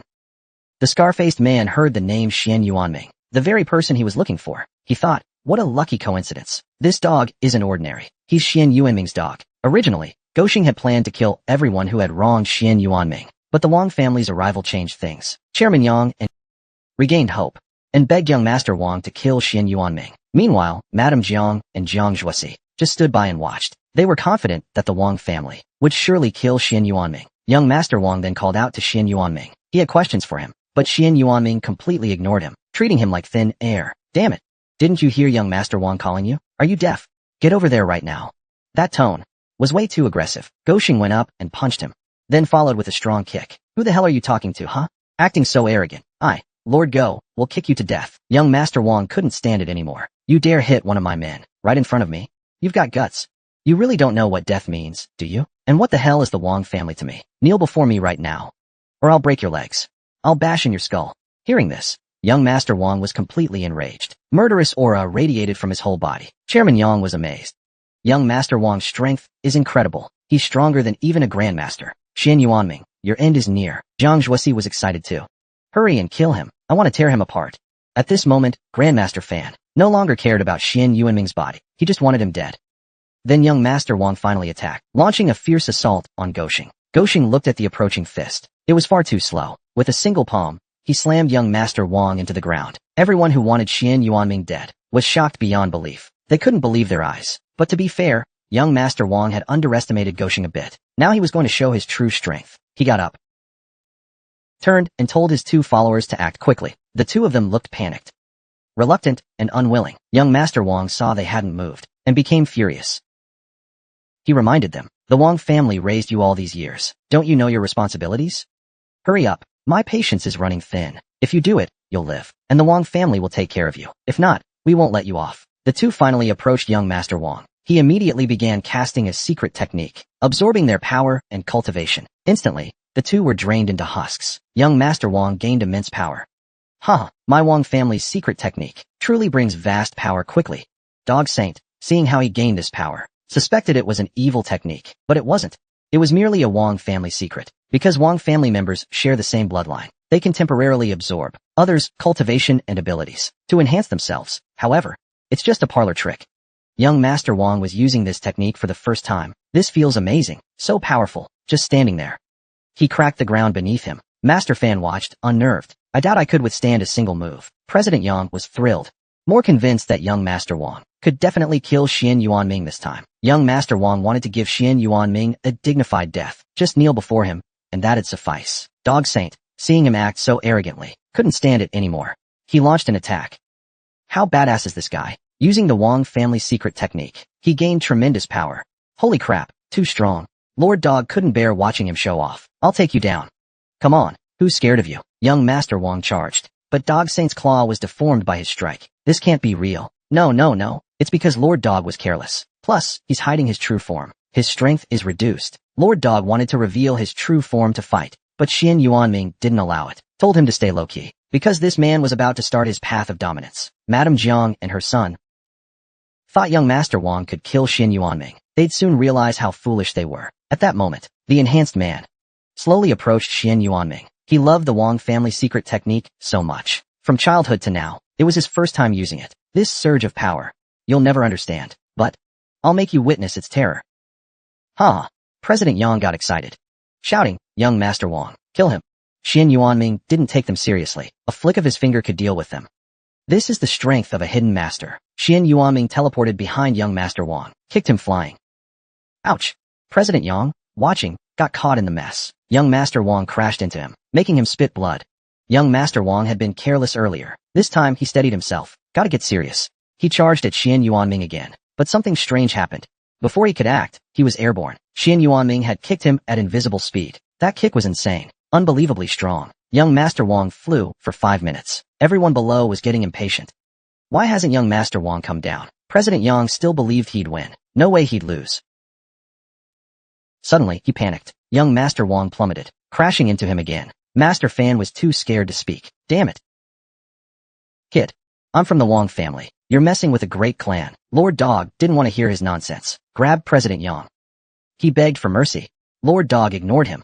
Struck him once, crippling his cultivation. But that wasn't all. Lord Dog wasn't just after his cultivation. He wanted to ruin his body too. You mess with the wrong person. You're lucky to be alive. President Yang was terrified. Please. I don't want to be crippled. I'm the Martial Arts Association president. How can I be a cripple? Lord Dog didn't listen. Snapped his leg with a stomp. Ouch. That hurts. Next up, your turn. Jiang Zhuoxi backed away in fear. Mom, I don't want to be crippled. Madame Jiang stepped forward to scare off Lord Dog. He slapped her aside. Teleported to Jiang Zhuoxi. Crippled his leg too. Mom, my leg, it hurts. Looks painful. Next, your turn. Master Fan was sweating bullets. Touch me. You'll regret it. Oomph. Lord Dog wasn't scared, even if he couldn't win. There's still Xian Yuanming. He landed a heavy punch on Master Fan. Blood splattered everywhere. You should know, Lord Dog's power isn't something you can match. Just as he finished dealing with these punks, Chiosen walked in. This gave young Master Wang hope. He staggered over. May I ask, are you from the Chiu family? I am Chio-san of the Chiu family. Young Master Wang immediately called him Uncle Chiu. I'm from the Wang family. Greetings, Uncle Chiu. My father is the Wang family head. He's mentioned you many times. Our families have collaborated for years. Before he could finish, Chiosen cut him off. I'm not here to chat. Young Master Wang didn't give up. Uncle Chiu, you must bring me justice. This man, Xian Yuanming, is utterly wicked, arrogant to the extreme. Not only did he attack my Wang family, he crippled the Martial Arts Association president and injured many others. Please punish him, Uncle Chiu. Chiosen glanced over and was shocked. It's big brother, young Master Wang thought, to meet a key Chiu family figure here. The Chiu family, one of the 5 great houses, above the 12 great clans. President Yang saw hope. He knew how strong the Chiu family was, thought they could surely kill Xian Yuanming. Madame Jiang felt the same. Son, don't worry. The Chiu family's power is terrifying. Xian Yuanming won't escape. They're grasped this time. He's done for. Lord Dog saw him about to act. The next second, Chiosen knelt before Xian Yuanming. Chio-san greets big brother. Lord Dog was... What's going on? Young Master Wang couldn't believe his eyes. Am I blind? Why is Uncle Chiu kneeling to someone? President Yang lost all hope. Madame Jiang and her son were terrified. Mom, why is this happening? Why is killing Xian Yuanming so hard? Xian Yuanming quickly helped him up. At that moment, Chio-san's tears streamed down. Big brother, you vanished. For decades. I searched so hard for you. I brought everything you asked for. Xian Yuanming told him to discuss it back home. As they prepared to leave, Chio-san stopped Xian Yuanming. Big brother, these people dared to we can't let it slide. Chio-san walked up to young Master Wang. He slapped him across the face. Then he ordered his men. Deal with the entire Wang family. Hearing the command, 2 men slowly approached young Master Wang, ready to finish him off. Chiosen planned to eliminate everyone present. Terrified, President Yang kowtowed, begging for mercy. Madame Jiang knelt as well, pleading to spare her son, offering her life in his place. Jiang Zhuosi angrily shouted, "Mom, don't fear him. We still have father." Suddenly, Madame Jiang slapped her son hard. "Shut up." Then she knelt before Chio-san. "As long as you don't harm my son, I'll do anything." Xian Yuanming had no patience for their drama. Just a few ants. Xian Yuanming didn't care about them at all. He told Chio-san to leave with him. Just how powerful is this old man? His entrance left everyone trembling in fear. Not only does he wield absolute strength, he has a formidable background, but no matter how great he is, he's still Xian Yuanming's subordinate. Xian Yuanming didn't want to waste time on these worms. He decided to leave. They narrowly escaped death. At that moment, Yuan Shudai finally realized Xian Yuanming's true strength. She understood her actions had been wrong all along. She had completely missed her chance with a titan like Xian Yuanming. Meanwhile, Madame Jiang, still alive, felt her hatred for Xian Yuanming intensify. She swore eternal enmity against him. Jiang Zhuosi kept trying to contact his father. Now Madame Jiang agreed. Elsewhere, Xian Yuanming returned home. Chiosen looked at Big Brother and said, "After all these years, you haven't changed a bit." Xian Yuanming replied, "Chio-san, how has everyone been these years?" Chio-san grew somber. "Of our old brothers, I'm probably the only one left alive. After all, who else could withstand time's ravages? Like you, Big Brother? They all aged and died. I miss those days. You led us against the invaders, fighting foreign cultivators, united in purpose. We faced countless life or death crises. Under your leadership, we always turned danger into safety. Thinking back, it still sets my old bones ablaze with passion." Xian Yuanming felt nostalgic too, but one must look forward. Chio-san, the MOFA era has lasted over 2,000 years, but the heavens may soon shift. For cultivators like you, nearing the end of your life source, this could be an opportunity. Chio-san sighed. He felt he wasn't up to it. At over 100 years old, he feared he couldn't keep up. He only hoped to do something for Big Brother in his remaining years, and be content, seeing his lack of confidence. Xian Yuanming decided to help. He tapped Chio-san's shoulder lightly. Instantly, Chio-san's body transformed. He felt renewed vigor, as if he'd shed a decade of age. Excited, Chio-san asked, "Big Brother, that spiritual energy you infused, did you extend my lifespan?" Xian Yuanming clarified he hadn't extended his life. He only restored some vitality to Chio-san's body. It was a temporary fix, not a cure. Beyond personal cultivation and ascension, no external force in this world can truly extend life. It's up to Chio-san from here. Chio-san was still overjoyed. "Thank you, Big Brother. I'm content." "Oh right, Big Brother, what do you need me to do next? Just name it." As it happened, Xian Yuanming had a critical task for him. Chio-san was curious. What was this vital task? To find the river of the continent, based on critical information from Goshang and the resurgence of formless demons. Xian Yuanming speculated, this world might soon face earth-shattering changes. I must prepare for the worst. At the Martial Arts Association, Yuan Shudai watched Xian Yuanming leave, feeling a pang of loss. Master is dead. Xian Yuanming won't bother with me anymore. What should I do? I wanted to grow stronger, but it's all come to nothing. How can I protect the Yuan family now? Suddenly, Fan Zongshi coughed weakly. He wasn't dead after all. Yuan Shudai rushed to check on him. Fan Zongshi admitted he'd underestimated Xian Yuanming. I was too arrogant. Yuan Shudai planned to take him for treatment, but Fan Zongshi refused. No need. My injuries are too severe, several vertebrae shattered. I can't move for a year or two, but I have something important to tell you. Disciple, I ask you, do you still wish to cultivate? To grow stronger? Of course I do. Shudai yearned to grow stronger every moment. But master, in your state, Fan Zongshi interrupted. Though I lost to Xian Yuanming, I hail from an ancient sect called the Shiyue sect. Since ancient times, we've been a mighty force. But I actually mistook him for some broke nobody. Thinking of this, her expression turned cold. No, I must make it up to him, even if it means giving myself to him. Xiaomi immediately put on a pitiful look. Brother Yan, I'm sorry. I didn't mean what I said just now. Can you forgive me? As soon as her words fell, the system immediately sent me a notification. Successfully bound Xiaomi as a conquest target. Seeing this, my eyes lit up. Finally got the binding. Now let's see how I handle you. I picked up my teacup and took a sip. Forget it. You're young and naive. I was just teasing you. Hearing that, Xiaomi got excited. I knew Brother Yan loved me the most. At the same time, her affection for me was rapidly increasing. Seeing this, I sneered inwardly. As expected of a top streamer with millions of fans, money makes everything easy. Too bad I'm not letting her off that easily. At that moment, Xiaolan suddenly slammed the table angrily. Yenga gave you over 10 million in gifts, and you just treated him to some lousy coffee. Then she looked at me with a flattering smile. Yengu, as the saying goes, a planned meeting can't beat a lucky one. Let Xiaolan treat you today. I know a place with great food. Yengu, you must give me the honor. Of course I didn't refuse. Like the saying goes, never turn down a free meal. Then Xiaolan politely invited me into her car. And of course, Xiaomi, Wouldn't miss a chance to tag along. She immediately shouted to join us. On the way to the restaurant, even though the back seat was spacious, Xiaomi insisted on squeezing next to me. Seeing how I didn't react, Xiaomi pouted and said, "Brother Yin, are you still mad at me?" I know I was wrong, but I still ignored her. Instead, I casually took out my phone and opened the streaming app. Then I entered a stream of a plain-looking girl. Slowly, I opened my gift backpack. Seeing this, Xiaomi was shocked. Is he really going to? But before she could react, I started rubbing the rocket gift button. I kept pressing it for 2.5 minutes. With just a few finger taps, this girl with a million fans was completely conquered. Just imagine, in just 2 seconds of tapping, I sent thousands of super rockets to a random female streamer. The gift barrage was enough to drive any girl crazy. Just now, to teach Xiaomi a lesson, I openly watched another streamer in front of her. Not only that, I sent over 5,000 rockets in 2 seconds. The other streamer froze on the spot seeing the barrage. She was just a newbie. She'd never seen such madness. Those gift commissions alone could buy 10 houses in her hometown. The streamer got so emotional, she fainted on the spot. Seeing that, her sister panicked and yelled, "Call 911. She's never seen this much money in her life." Xiaomi, witnessing all this, was in utter disbelief. My finger speed nearly pierced through the screen. Even if others had this speed, they wouldn't have the money. Xiaomi was filled with regret. If she hadn't looked down on me earlier, those thousands of rockets would have been hers. And she knew deep down, I did this just to mock her. But so what? With how fast I spend, she'd go crazy for me regardless.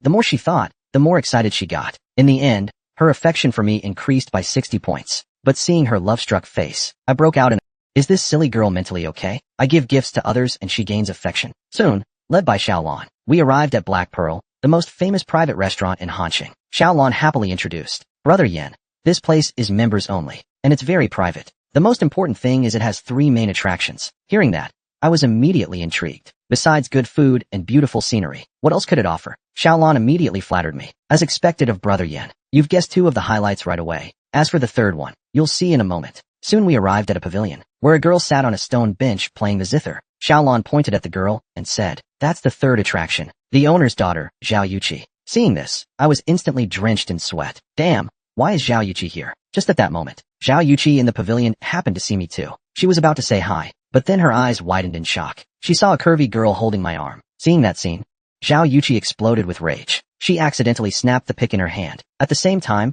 her affection for me dropped by 5 points. Thinking back on our memories, tears streamed down her face. So this guy is no different from those rich playboys. Seeing this, I knew things were going bad. I was so close to winning over President Zhao. How could I mess up now? Thinking that, I immediately chased after Zhao Yuqi. After chasing her for a full 2.5 minutes, I pinned her to a corner of the courtyard. By then, Zhao Yuqi was already sobbing. "You scumbag. Why did you play with my feelings? Let me go." Funny enough, just a moment ago she was scolding me for being a player, and the next moment, she hugged my waist tightly and begged me never to leave. All because I told her I had no... Just a moment ago, Zhao Yuqi saw me holding Xiaomi and ran off in disappointment. Seeing that, I panicked. I was so close to winning her over. How could I fail at such a critical moment? I immediately ran after her and pinned her again to a courtyard corner. Her affection for me was about to hit rock bottom, so I had to use my ultimate move. I looked into her eyes and said affectionately, "President Zhao, have you seen Hello Mr. Billionaire?" But Zhao Yuqi didn't want to hear any nonsense. She angrily asked why I cheated on her and why I deceived her feelings. I lit a flower-patterned cigarette and said, "You've always wondered, haven't you? My background is... Why do I live so humbly? The truth is, my family is a hidden clan, and within the family, there's an unspoken rule. The heir must spend 100 million within 1 month after turning 18. Only then can they inherit the family fortune. That's why I've been spending wildly since my 18th birthday on investments and charity work. Even did things to protect the environment, like transferring Antarctica to the Arctic. That girl earlier was just one of the streamers I tipped. To keep spending money, I was just putting on a show." As I said this, I gently held her hand. "You're the only one who knows this secret. I don't expect you to forgive me or understand me, but I've carried this secret for too long. I'm tired now. So let's end it here." With that, I turned and walked away without looking back. Watching my lonely figure leave, Zhao Yuqi began to reflect. I was too unreasonable. He's exhausted from trying to inherit the family fortune, but I still doubted him without reason. Thinking that, Zhao Yuqi hugged my waist from behind. "Chen Yuan, don't go. Please, don't leave me.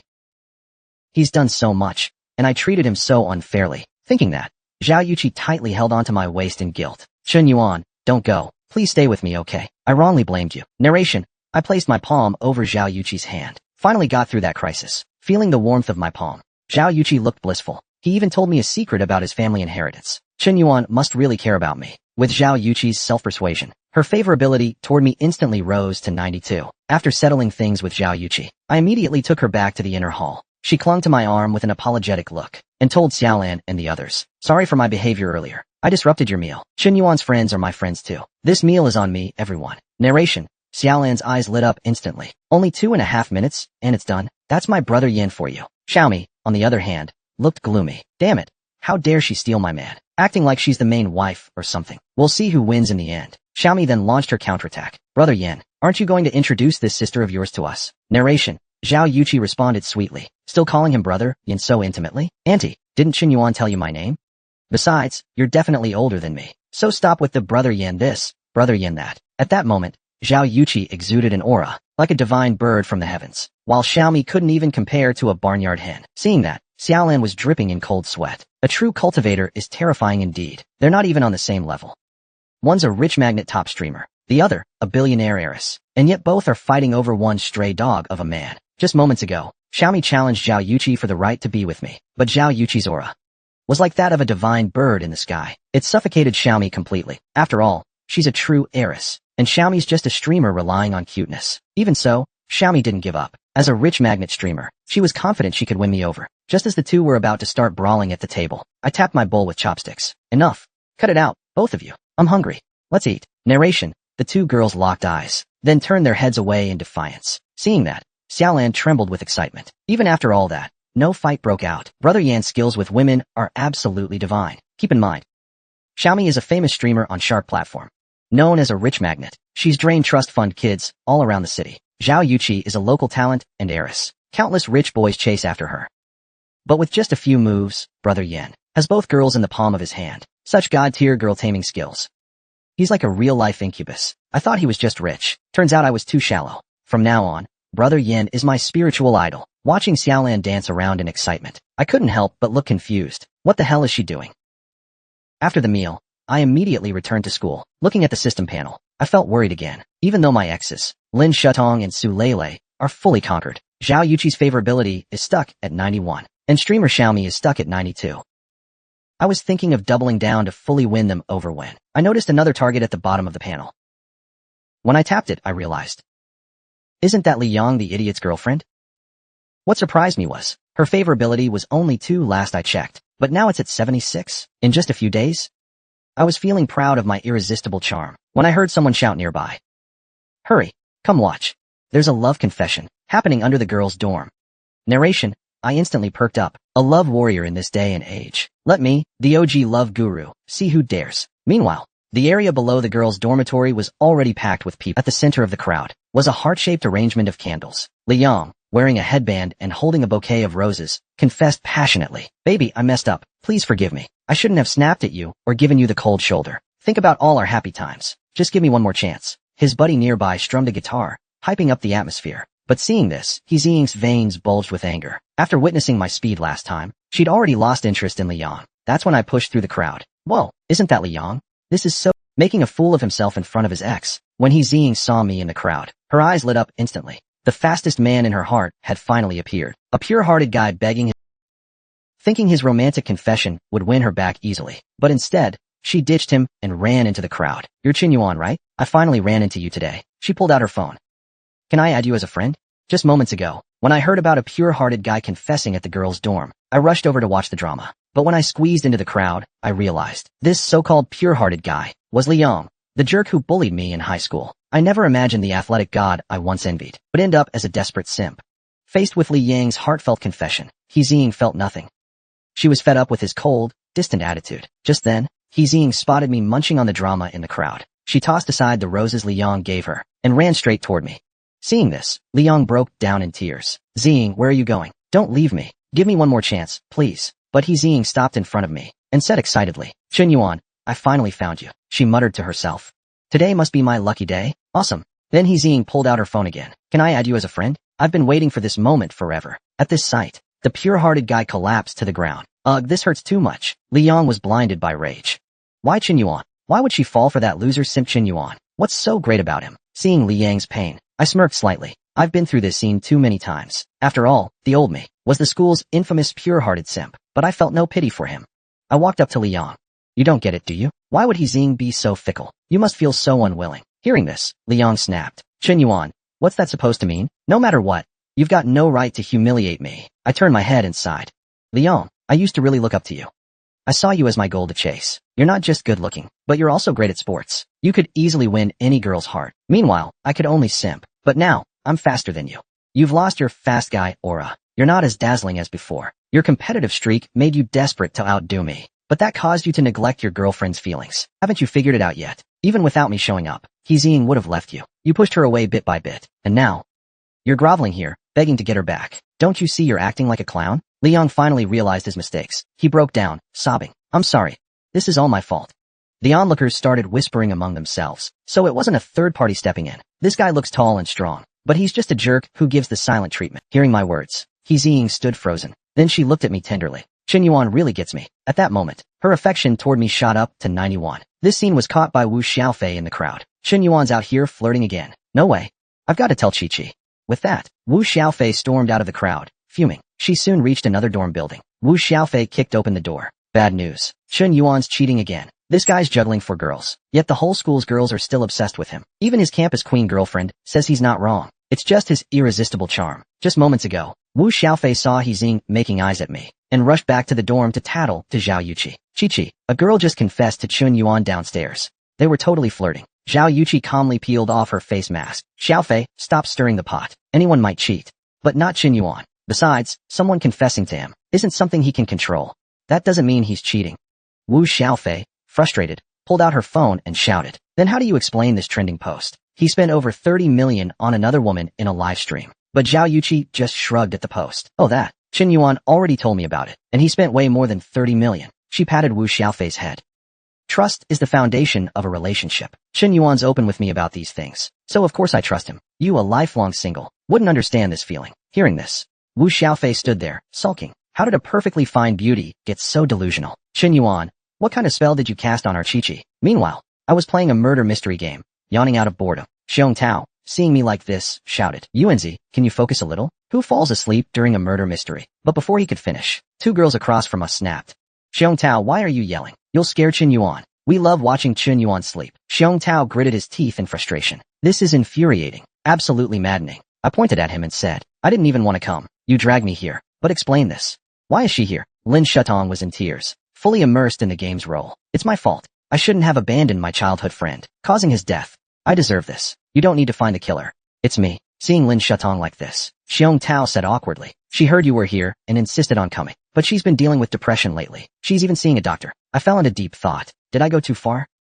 Sure, Lin Shutong hurt me before. But after binding our relationship, she seems genuinely remorseful. Looking at her tear-streaked face, my heart softened. She messed up, but it's not a death sentence. Was I too harsh on her?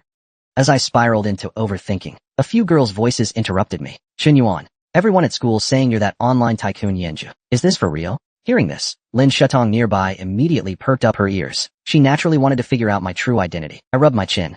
I could be, or I might not be. Just then, a mocking laugh rang out behind us. If Chen Yuan is that legendary tycoon Yanju, I'll rip my head off and let him kick it like a ball. A green-haired guy, puffing on a cigar, said disdainfully. The real boss, Yin, spent a whole 100 million on the Shark streaming platform. You, a broke student, dare to pretend to be him? Hearing this, my face darkened. Why is this guy here too? At that moment, the green-haired guy approached Lin Shutong. Hello, classmate. I'm Li Yuntao, the owner of this escape room business. I've been watching you for a while. Can I add you as a friend? Hearing this, a shy smile appeared on Lin Shutong's face. But inwardly she was thinking, will this scene make that guy Chen Yuan jealous? 1 second, my ex-girlfriend was crying and begging to get back together. The next, she's right in front of me. All because this guy is a 911 attending, multi-millionaire rich kid. A diamond tier second-generation heir. Meanwhile, I'm just a guy whose family recently got $1 million from a demolition payout. It all started just moments ago, when a few female classmates were discussing whether I was the legendary tycoon Boss Yen. Then this green-haired guy jumped in to mock me, saying a broke loser dares to impersonate Boss Yen.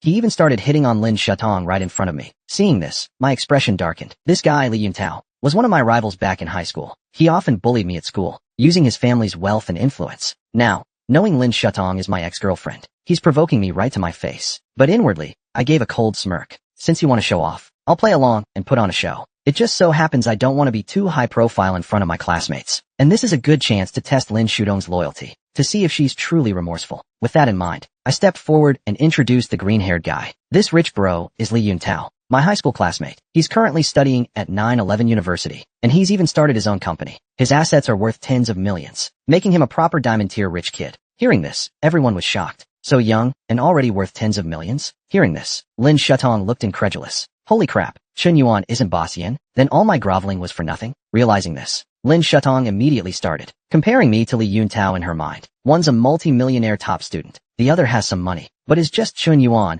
who used to like me. Is there even a choice to make? Figuring it out, Lin Shutong's affection toward me plummeted instantly. In the end, she even cut off her groveling relationship with me. Then she pulled out her phone and added Li Yuntao as a friend. At that moment, Lin Shutong looked smug. I really lost a sesame seed but picked up a watermelon. Now I've hooked up with a top-tier rich guy again. Then Li Yuntao walked up to me and mocked. Chun Yuan, isn't this world strange? She's your ex-girlfriend, yet she's adding me as a friend right in front of you. It's just too funny. Then he leaned in and whispered in my ear. Back then, I beat you like a dog. Now, you're not even worth a dog in front of me. With that, he patted the staff member beside him. This Chun Yuan is an old classmate of mine. He made me laugh a lot today, so comped their table's bill. Hearing this, I burst into uncontrollable laughter. Not because of Li Yuntao's mockery, but because I finally realized something. Xiong Tao, standing nearby, saw me like this, and looked worried. After all, no one would feel good going through something like this. Then I raised my head and waved my hand. I'm fine. I just suddenly thought of something funny. Then the corner of my mouth curled. Grovelers really get what they deserve. I actually thought I was being too heartless. Lin Shutong, I already gave you the chance you wanted, but you're still a dog that can't stop eating trash. From now on,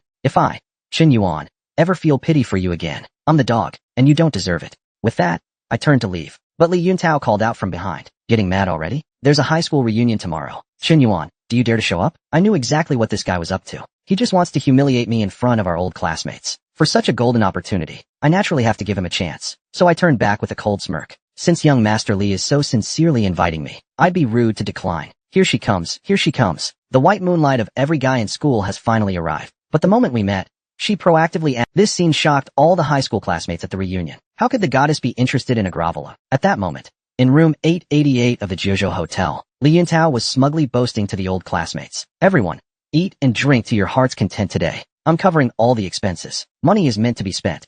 Don't you dare save me any. Hearing this, a few classmates immediately started flattering him. Boss Tao is truly generous. When Xiao Rui will definitely put in a good word for you. After all, you two are a perfect match, talented and well-suited. It'd be a shame if you didn't end up together. Listening to their endless flattery, I gave a cold smirk inwardly. This guy, Li Yuntao, really never misses a chance to show off. Just then, the door to the private room was pushed open. A breathtakingly beautiful woman, dressed in elegant attire, walked in. This was none other than the great beauty the classmates had mentioned, Xiao Ruiyu. Following behind her was Liao Jia, who recently cheated on my good bro. Xiao Ruiyu smoothed her hair with an apologetic look. Sorry for keeping everyone waiting. Our family driver took the day off today, so I was a bit late taking a taxi. Looking at Xiao Ruiyu's stunning face, I was momentarily entranced. As my white moonlight, Xiao Ruiyu lit up my entire high school life. So noble and mysterious. She was like a fairy stepping out of an ancient legend, or an unsolvable equation, driving every guy in school crazy for her. Back then, she was someone I could only dream of. But now, with the system in my hands, I'll definitely win her over. With that in mind, I immediately took out my phone and approached Xiao Ruiyu. Classmate Xiao, it's been a while. Can I add you as a friend for future contact? Xiao Ruiyu didn't refuse. Though with hundreds, if not thousands, of guys liking her back in school, she couldn't quite recall who I was. As Xiao Ruiyu agreed, the system instantly sent me a notification. Successfully bound groveler relationship. Xiao Ruiyu's current affection level, 0. Upon successful reversal, you'll gain 35 attribute points, and be rewarded with mastery of English, French, Russian, and Korean. Seeing this, Li Yuntao was furious. What a toad lusting after a swan. I'll make sure you don't even know how you died later. The other classmates were also stunned. In their memory, I was just a bit handsome, but not bold like this. Has he become this badass after a few years? But Liao Jia nearby started mocking sarcastically. Badass? Badass at being a lackey for rich kids, you mean? Then he pointed at me and shouted, Chun Yuan, don't think I don't know what you're up to. You and Lu Wenjia are hanging out with some rich kids, acting as their lackeys. Those rich kids are notorious players. You're asking for Ryu's contact info, just to sell it to them, aren't you? Hearing this, Lu Wenjia immediately snapped back. Liao Jia, what nonsense are you spouting? You can eat recklessly, but you can't talk nonsense.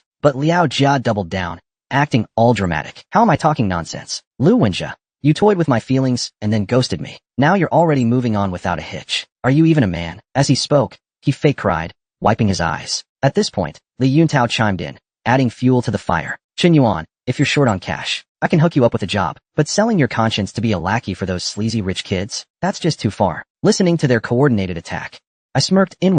Liao Jia strikes first with slander, and Li Yuntao piles on with mockery. Looks like they planned this together. If it were anyone else, they'd have no way to defend themselves. Too bad for you. You're up against me. This time, you've practically begged me to slap you down. It'd be rude not to oblige. So I pulled out my phone and sent a message to Zhang Haoyan. Xiao Zhang, drive my LaFerrari to the Jojo Hotel. A rich kid treats the whole class to dinner, but his real goal is to humiliate a groveler in front of everyone. He thought this would let him shine in front of the goddess. But the goddess didn't play by his script. Not only did she reject his date invitation, she ended up in the passenger seat of the broke loser's car. It all started just moments ago, when faced with Li Yuntao and Liao Jia's tag team attack. I didn't panic at all. Instead, I calmly took out my phone and called in backup. As the dinner ended, everyone got up to leave the hotel. But the classmates' flattery of Li Yuntao still hadn't stopped. Money really does make a man.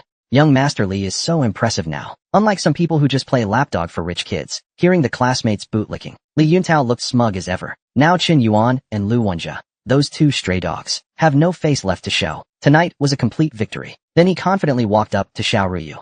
Roy, you need a ride home? Tonight, I'm your personal driver. My passenger seat is always yours. But Xiao Ruyu flat out rejected him with a wave of her hand. She's seen plenty of guys chase her, but this was the first time she'd met one so sleazy. Just then, a security guard approached Li Yuntao from behind. Mr. Li, I've been looking for you. Could you please move your car? Hearing this, Li Yuntao immediately got angry. I've spent so much at your hotel, and you won't even let me park? That's outrageous. Seeing this, the guard quickly explained. Here's the thing, Mr. Li. After 9 p.m., our parking spots are reserved for VIP guests only. A VIP guest is arriving now, so we need you to move. Hearing this, Li Yuntao looked disdainful. A VIP guest, huh? I'd love to see who this big shot is. Then Li Yuntao went to the parking lot, moved his Mercedes out of the way, and casually parked nearby, waiting to see this so-called VIP guest. He wanted to see who had the bigger flex. But the next second, a brand new LaFerrari pulled into the spot he'd just vacated. Seeing this, Li Yuntao let out a massive holy crap. This LaFerrari. He'd only ever seen one at a car show. Just this one car was worth far more than his entire net worth. And the person stepping out of it shocked him even more. It was Zhang Haoyan,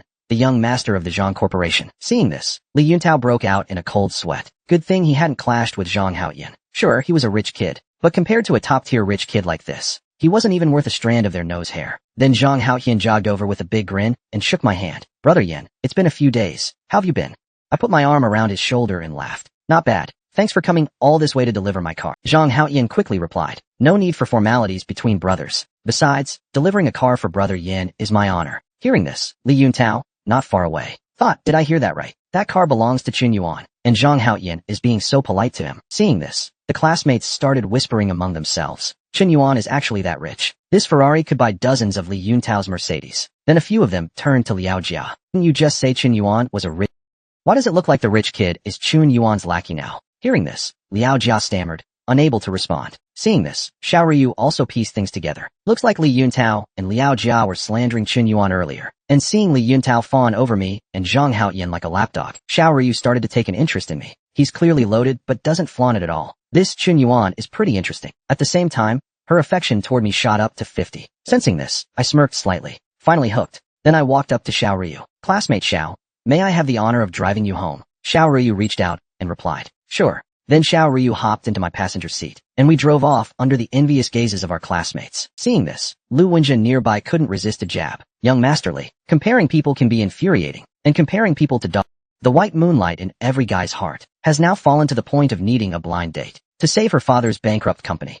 Xiao Ruyu has no choice but to marry into a wealthy family as a playboy's mistress. To others, she's an untouchable, aloof goddess. But in reality, she's a tool for an arranged marriage. Unable to control her own happiness, in the neon-lit city, a bright red Ferrari stood out strikingly. But Xiao Ruyu, in the passenger seat, was starting to regret getting in my car. After all, she barely knew me. What if I did something out of line? How would she handle it? I smiled. Don't look at me like I'm some old perv. I'm just genuinely offering to drive you home. Then I glanced at the charm on her bag. Classmate Xiao, that's a Digga Ultraman, right? Xiao Ruyu looked surprised. You actually know this? I grinned. What boy these days doesn't love watching Ultraman? Especially Digga. I think he's super cool when he transforms. Hearing this, Xiao Ryu eagerly agreed. Yes. I love him too. Too bad none of the girls around me are into this. As we hit on a shared interest, Xiao Ryu, who'd been wary of me at first, started showing her playful, innocent side. But when she noticed my gaze, she immediately pouted, perhaps realizing how childish she was being. But the next second, she burst into a happy smile. Seeing this, I gave a slight smile. Who would have thought Xiao Ryu had such a lively, innocent side? Her usual aloof demeanor must be a protective facade. Watching her beam with joy, I couldn't help but feel a sudden urge to protect this beautiful moment. A white moonlight is truly a white moonlight. Even after all these years apart, she still makes me want to fall in love. As time passed, I drove to Xiaoruyu's neighborhood. Then I struck a dynamic light wave pose. Getting to see a different side of classmate Xiao tonight made me really happy. Seeing this, Xiaoryu mirrored my pose and replied, "Just call me Ruoyu. Thanks for driving me back. I'm really happy too." Looking at each other's goofy sides, we both froze for a moment, then burst into knowing smiles. Maybe it's this unguarded version of ourselves that makes it easier to connect heart to heart. As I walked away, Xiaoryu murmured to herself, "This Chunyuan really is different from those sleazy guys. He doesn't even think my childish side is silly." But this brief moment of joy was quickly cut short by her mother's scolding voice. "Didn't I tell you not to run around these days? Why are you back so late?" Then, with an expressionless face, she continued, "About that blind date I mentioned last time. Have you thought it over? You know your father's company isn't doing well right now. The Han family's investment is crucial." Hearing this, Xiaoruyu's eyes instantly filled with tears. "But doesn't my happiness matter? Why should I marry that playboy from the Han family?" Zhao's mother pointed at her, scolding. "Why? Because we raised you through sweat and tears. Everything you eat and wear comes from us. If your father's company goes bankrupt, the entire Xiao family will collapse." Realizing her tone was too harsh, Zhao's mother softened her voice. "Please, I'm begging you, okay? Han Xiaojing may be a flirt, but men settle down once they're married." As tears streamed down her face, Xiaoryu knew words were futile. She replied expressionlessly, "I understand." Her tears fell perfectly, landing on the ottoman, as if signaling the death of her innocent self. "The girl I've loved for 10 years, my white moonlight, is about to become someone's mistress, but I'm thrilled. Because what she needs is money, and money is the one thing I have in spades. Xiaoruyu's father's company is on the brink of bankruptcy. Only an investment from the Han family can save it. With no choice, Xiaoruyu must sacrifice her happiness, become a pawn in a family alliance." In the tycoon chat group, big shots were flaunting their wealth, or gossiping about streamers. But just then, Zhang Haotian pinged everyone in the group. "Guys, come see this jaw-dropping drama." The message piqued my interest. I was curious what kind of drama these tycoons. Soon, Zhang Haotian posted a headline in the group, "Blind date or betrothal? Xiao group faces cash flow crisis. Heiress Xiaoryu may marry into Han group." Reading this, I nearly dropped my bun. What's going on? My white moonlight is about to become someone else's woman for money? Thinking of Xiaoruyu's lively, innocent demeanor yesterday, I couldn't bear the thought of my untouchable goddess being reduced to a tool for profit. Recalling our past moments, without Xiaoryu, my entire high school life would have been bleak. I'm no longer that insecure boy. It's just money, right? I've got plenty of that. My resolve hardened. This time I won't back down. I won't just be a bystander in your life anymore. With that, I decided to unleash my superpower and rush to save my white moonlight. But just then, a woman reached out, blocking my path. "Hey classmate, you're Chinyuan, right? Your look and vibe have so much potential. Ever thought about becoming an influencer?" She handed me a business card. "I'm Shinshui, interested in joining our company. We'll spare no effort to make you a top influencer." I didn't even glance at the card and shot back. "Not interested.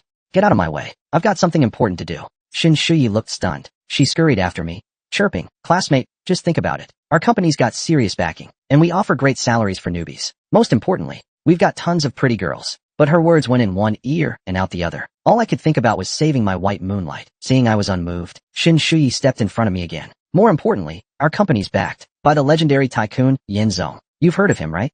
Don't you want to join Yin Zong and make waves together?" Then, with a sinister tone, she added, "If you don't sign with us, watch out, or Yin Zong might blacklist you." I was livid. "I'm the damn Yin Zong you're talking about, threatening me with my own name? Are you brain dead?" I whipped out my phone and fired off a message, detailing everything that just happened, and sending it to the group chat. The group exploded, vowing to make this woman and her company vanish from Hansha. But just then, bald old man jumped in, nervously saying, "Yin Zong, hold on. Is there some misunderstanding here?" 2.5 seconds later, Shinshui's phone rang. Seeing the caller ID, Shinshui was shocked. "Why is the boss calling now?" As soon as she answered, bald old man's furious roar came through. "You lunatic. Do you know who you're dealing with? Get back here in 5 minutes." Shinshui was sweating bullets. Someone who could make the boss this mad. Who is this kid? I didn't bother with their nonsense. I kept sprinting toward the school gate. The Han group dares to steal my woman? I'll show them what's up. Oh no, oh no. Yin Zong's first love is about to be sold to some idiot. Just moments ago, Xiao Ryu, back from a class reunion, was immediately pressured by her mother to go on a blind date. She thought it was just a formality, but seeing the property agreement on the table, her heart sank. She never imagined her doting father would sell her to the landlord's fool. Under her parents' arrangements, Xiao Ryu got into a car headed to the blind date hotel. To soothe her emotions, Zhao's mother pulled out all the stops. "Ryu dear, this is just a formality. Don't take it too seriously. Our group's cash flow is shot. Your father's been begging for help, his hair's gone white. Uncle Han's willing to invest and save us. Just do this for your dad, okay? Besides, Han Xiaojiang's a decent kid. Just think of it as making a friend. Just then, Xiao Ruiyu's phone buzzed. Seeing my message asking where she was, Xiao Ruiyu was momentarily puzzled. Why's Qin Yuan asking this? But she didn't overthink it. She replied that her family had arranged something, and she was heading to Dihao Hotel. When she saw my reply telling her to wait for me, Xiao Ruiyu was surprised. Does Qin Yuan know I'm going on a blind date? Recalling the day, I drove her home. A blush spread across Xiao Ruiyu's face. Compared to the nauseating playboy Han Xiaojing, she'd rather be with Qin Yuan, who gets her playful side. While Xiao Ruiyu was lost in thought, Zhao's father in the driver's seat spoke up. Ruiyu, I've never asked you for anything. This time, I'm begging you to help me out, okay? Xiao Ruiyu looked gloomy. It's just a blind date formality, right? Why make it sound so serious? But she didn't say much, just silently lowered her head. Seeing the Xiao family trio, an assistant hurried forward to guide them. Mr. Xiao, hello. Mr. Han is waiting in meeting room 305. I'll take you there. Xiao Ruiyu stayed silent the whole way. If it weren't for helping her family, she really didn't want to meet that Han Xiaojing. The assistant leading the way, however, had a greedy glint in his eyes. I'd heard Xiao Ruiyu was born stunning, and seeing her, it's true. She's absolutely breathtaking. What a pity. She'll soon be my young master's prey. Just then, Xiao Ruiyu noticed her father's briefcase. It's just a blind date, right? Why did Dad bring so many documents? Before she could think further, the assistant pushed open the meeting room door. Mr. Xiao, please, come in. Mr. Han in the meeting room stood up politely. Old Xiao, you're finally here. Xiaojing, pour your uncle some tea. We're family now. Han Xiaojing, eyeing Xiao Ruiyu, was practically drooling all over the floor. Just then, Xiao Ruiyu suddenly tensed up. She noticed on the meeting table a pile of marital agreements and stock transfer contracts. Xiao Ruiyu immediately sensed something was off. This definitely wasn't just a blind date. Dad, what exactly are you doing? Selling off your daughter for 1 billion yuan, and then expecting her to give birth to a big, healthy son? Because that was the only way to secure the billion investment. The daughter was utterly stunned by this. She thought it was just a normal blind date, but never expected her doting father would sell her out so cheaply. Thinking of this, Xiao Ruiyu declared she'd rather die than marry some playboy. But all she got was her father's cold scolding. Earlier, Xiao Ruiyu had been sent to Emperor Hotel by her family's arrangement to meet the young master of Han Group. She thought it would be just a formality, but when she saw the table full of marriage contracts and share transfer documents, she immediately realized it was much more than a blind date. At that moment, Han Sanshui, head of Han Group, smiled with satisfaction at her. Girls really do change when they grow up. Now Ryu has become a graceful young lady. While awkwardly smiling back at Han Sanshui, Xiao Ryu secretly messaged me the location. You should know, Han Group is one of the biggest conglomerates in Hanqing. They have industries across many sectors, including shady businesses. Han Sanshui is notorious. In his eyes, everything is about profit. Now that her father's company was on the verge of bankruptcy, Han Sanshui wouldn't help them just for a blind date. There had to be a deeper profit motive. Before Xiao Ruiyu could think further, Han Xiaojing suddenly grabbed her delicate hand, excitedly saying, Ruiyu, you're finally here. Ever since I last saw you, I haven't been able to eat or sleep. I even dream about you every night. But don't worry. My dad will definitely help your family through this crisis. Xiao Ruiyu, holding back her disgust, pulled her hand away. Then please thank Uncle Han for me. Han Xiaojing said with a lewd grin. No need to be so formal, Ruiyu. We'll be family soon anyway. As he spoke, he reached out with his filthy hands and groped her forcefully. Xiao Ruiyu instantly slapped his hand away and shouted in anger, show some respect. Who said we were family? Take your filthy hands off me. But her father, standing nearby, scolded her immediately. Is that how you talk to Xiaojing? Don't be so rude in the future. Then he turned to Han Sanshui apologetically. My daughter is immature. Please don't take offense, President Han. I think they make a good match. If there's nothing else, shall we sit down and go over the contract? His words left Xiao Ruiyu fuming. She never expected that her loving father would side with outsiders right in front of her. Just then, an assistant stepped forward and said, these are the share transfer agreements and added clauses. Let me explain them to President Xiao. According to the agreement, the Han family will invest 100 million to purchase 20% of Xiao Group's shares. However, Xiao Ruiyu must marry our young master Han Xiaodao, and the funds will be injected in stages into Xiao Group's account until she gives birth to a grandson for the Han family. Hearing this, Xiao Ruiyu stood frozen in shock. Only now did she realize this wasn't a blind date, but a cold transaction of interests. She then snatched the prenuptial agreement off the table and stared at the various clauses on it. Looking at all the different clauses written on it, Xiao Ruiyu was trembling with anger. She never expected her father would sell her out like this. He then turned to his father, face full of fury. You tricked me into coming here just for this adopted daughter, and just like that, you sold me off? Seeing that Xiao Ruiyu was about to lose control, Zhao's mother quickly tried to calm him down. Ruiyu, please calm down. Your father had no other choice. You wouldn't want to see our whole family end up homeless, would you? At this moment, Xiao Ruiyu was already in tears. Why? I don't understand. It was your business that failed. Why does my life have to pay the price? Don't you know Han Xiaojing is a gambling Drinking womanizer who does nothing useful. Even if I die, I'll never marry someone like him. But his words only earned him his father's cold iron slap. Only then did Xiao Ruyu realize, in his father's eyes, he was nothing but a pawn, a sacrifice that could be discarded for profit. He looked like a wealthy heiress on the outside, but in truth, he was just a tool for his father's business. To solve the company's financial crisis, his father actually sold him to a rich idiot for 100 million to get him to sign the slave contract. His mother even knelt down and begged for 2.5. Seeing this, Xiao Ruyu's heart sank into despair. He thought his life was over, but in the next moment, the conference room door was suddenly kicked open. I object to this sham of a marriage. Which brat dares steal my woman? Get your ass out here. Just moments earlier, Xiao Ryu had just learned about being sold off. He immediately questioned his father. Why sacrifice my happiness just to save the company? But that only earned him his father's heartless slap. Looks like I've spoiled you too much. The Xiao family is on the brink of destruction, and you still care about your own happiness? How could I have a child so selfish? Xiao father's words stunned Ryu. So your lives count as real lives, but mine doesn't. Then Zhao's mother tried to reason with him earnestly. Ryu, please understand your dad. He's doing this for our family. If the Xiao group collapses under him, how could he face our ancestors? But Xiao Ryu replied angrily. Mom, how could you be like this too? If the company is in trouble, then let's work together to rebuild it. But before he could finish, Zhao's mother suddenly dropped to her knees. Ryu, Mom is begging you, please. Do it for me, please. Seeing this, the people present were stunned. Damn, she's really doing this. Even Xiao Ryu was taken aback. He didn't expect his mother to actually kneel. He immediately tried to help her up, but she stubbornly refused. She said if he didn't agree to the marriage, she would remain kneeling forever. Hearing this, Xiao Ryu fell into despair. Was there really no other choice? Then Han Xiaojiang raised his hand and swore. Ryu, I swear I'll treat you with all my heart. Even if you want the sun in the sky, I'll get it for you. Your mother even knelt down for you. Just agree already. Please. His words were the final straw. Is this really my fate? If only, I'd rather have been born into an ordinary family. Thinking of the future, trapped like a caged canary, Xiao Ryu was filled with despair. But there was no other way. His eyes empty, he said. Fine, I understand. Mom, get up now. From now on, I'll do whatever you say. Zhao's mother jumped up in joy. That's my good daughter. Zhao's father quickly chimed in. What I said earlier was just out of anger. Don't take it to heart. Han Sanshui picked up the pen. Since Ryu has no objections, let's proceed with signing the contract. That way Xiaojiang and Ryu can get married sooner. And the funds can be transferred to the Xiao family sooner too, right? Xiao's father nodded and bowed quickly. Yes.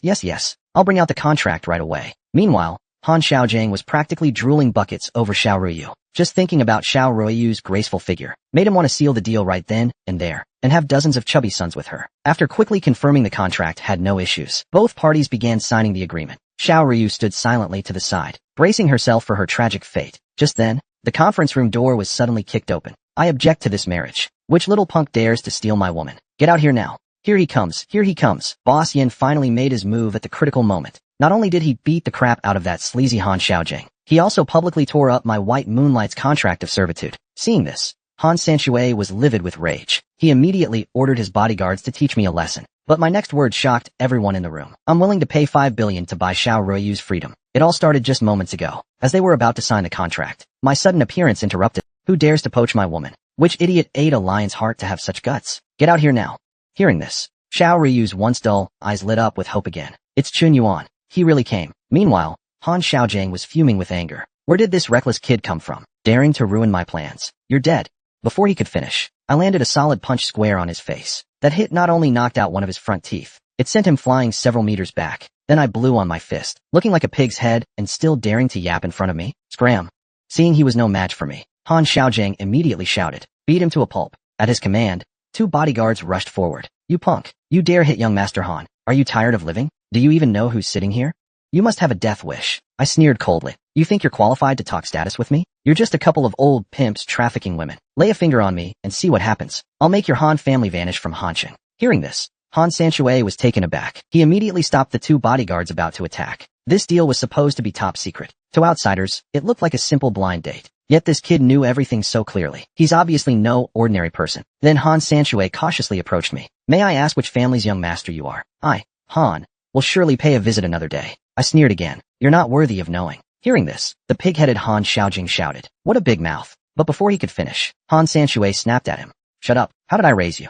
Think thrice before acting. Let's see what tricks he's trying to pull first. At that moment, I walked tenderly to Xiao Ruiyu's side. Don't be afraid. I'm here. I'll definitely help your family through this. Hearing this, Xiao Ruiyu's eyes brimmed with gratitude. Why is this man, whom I've only met once, being so good to me? Then I walked over to Xiao Fu. I picked up the contract from the table and looked it over. Then I turned to Xiao Fu beside me. Mr. Xiao, you're selling your daughter too cheap, aren't you? 100 million, plus 20% of your company's shares?